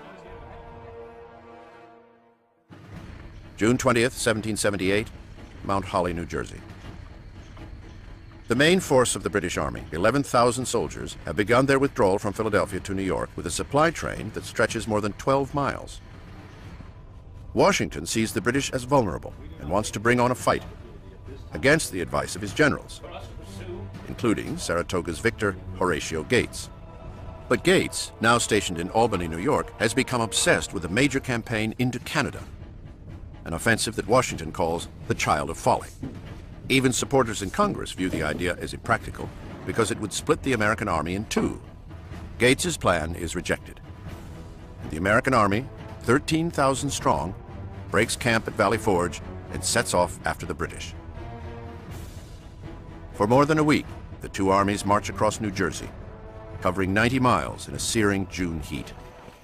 American detachments ahead of the British fell trees, destroy bridges, and engage in skirmishes, slowing the British Army's progress.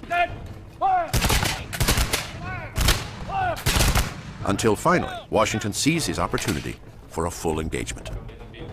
On the night of June 24th, Washington lays out his battle plan. At the crossroads of Monmouth Courthouse, an advance corps of 5,000 soldiers will move forward and engage the rear of the British Army as they prepare to get underway. Washington, with 7,000 soldiers, will hang behind the advance force. If the British retreat, the Americans will let them go. But if they engage, Washington will move forward and join the fight. In accordance with military etiquette, Washington's senior officer, General Charles Lee, is offered command of the advance force. Lee claims the right to lead the attack because he's inexperienced, second in command. Lee didn't turn it down. He took it, which was unfortunate, because Washington had to let him go ahead of the rest of his army. On June 27th, Washington issues the order. Lee will attack the next morning.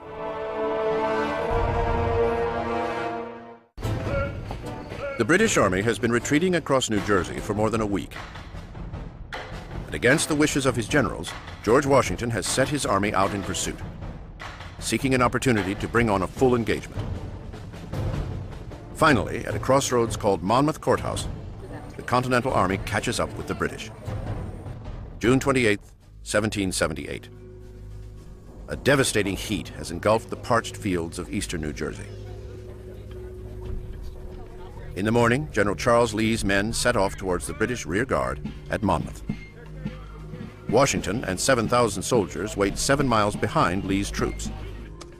The general waits anxiously for word of the offensive, but so far, there has been none. His army has been trained and turned into a new and hard-fighting army, and that army and its commander are now convinced that they can beat any army on the face of the earth, and they are eager for the fight. And that fight comes on one of the hottest days of the war. Different records show that the heat was somewhere between 100 and 104 degrees on the morning of the battle. At noon, the first progress reports come in from Continental soldiers that appear to be in retreat. The news is unbelievable. Lee was not attacking. What was going on here? He had the strength, he had the trained men who knew how to maneuver now. Then all of a sudden he began to retreat when he should have attacked. In fact, Lee had no battle plan. Nothing. He was hopeful of victory somehow. It's obvious to all the men at Monmouth that there is no plan. The men retreat. Furious, Washington rides ahead and encounters General Lee himself. Washington personally rode up and took over and relieved Lee of his command. Nobody accurately knows what Washington said because it was almost sacrilegious to write down when George Washington swore. And whatever he called Lee, it was enough for Lee to get the idea and to get out of there. With Lee reprimanded, Washington turns his attention to a more urgent matter: the British Army, which is fast approaching. But for the British soldiers, marching in 100-degree heat in their full wool uniforms, it is an exhausting advance. We proceeded 5 miles in a road composed of nothing but sand, which scorched through our shoes with intolerable heat. The sun beating on our head with a force scarcely to be conceived in Europe, and not a drop of water to assuage our parching thirst.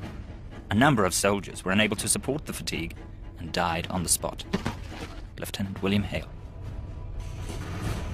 At 1 o'clock, less than half a mile separates the British Army from the Americans. Washington must act fast, rallying the troops on the high ground of the field. Within an hour, the American soldiers had formed their ranks.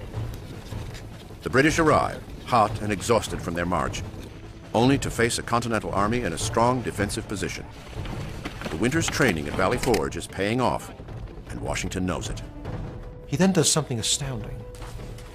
He rides back and forth in front of his lines to rally the troops, putting himself in the line of fire, risking his life as he asked his own men to risk their lives. People who know Washington in the war think that he has a feeling of invincibility because he puts himself in the line of fire so often. He's almost convinced that he can't be killed. The British open up on him and miraculously miss him. The Battle of Monmouth erupts. More than 20,000 soldiers clash in the brutal heat. The fighting rages for hours, long into the summer afternoon. For the men on the field that day, it is some of the most intense combat they have ever seen. The briskest cannonade commenced on both sides that I ever heard. If anything can be called musical when there is so much danger, I think it was the finest music I ever heard. Henry Dearborn. The English commander to the right hollered, "Come on, my brave boys, for the honor of Great Britain," and killed many with their bayonets. British Lieutenant Alexander Dow. The shattered remains of our battalion suffered from thirst and heat, of which several died. Some preferred the shade of the trees in the direct range of shot to the more horrid tortures of thirst. One of these had his arm shattered to pieces. Lieutenant Hale. The British advance repeatedly, but Washington's men repel each of the assaults. In the thick of the fighting, a young woman named Mary Hayes Macaulay risks her life caring for the wounded and bringing water to the parched American troops. She is just one of the scores of women who take to the battlefields of the Revolution and become known to the soldiers as Molly Pitcher. The Battle of Monmouth is the longest of the Revolutionary War, lasting continuously more than 5 hours. Sunstroke, not musket balls, is the biggest killer on this day. Scores of soldiers on both sides die from the heat. When the smoke had cleared at Monmouth, it was a draw. Washington knew and the country knew that this new army that had come out of Valley Forge was a good one. They had held their own against the British. This renews the public's spirit for the war and forever solidifies Washington's position as the unquestioned commander-in-chief.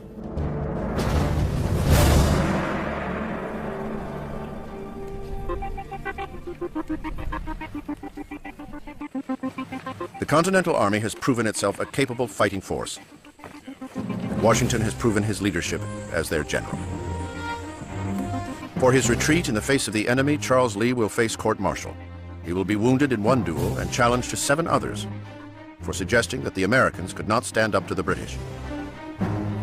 Disgraced, he will retire to his Virginia home and die there with his beloved dogs in 1782. The rebel capital, Philadelphia, is now back in American hands, and Washington turns control of the city over to one of his most trusted generals, Benedict Arnold. The bold general is now a military governor and will make choices here that will forever change his past, his present, and his future. On the field that evening at Monmouth Courthouse, the entire army lay together in exhaustion, and Washington sleeps here on the battlefield with his men. The French Navy is now under sail. Destination, America. Just maybe, the war can be won before the year is out.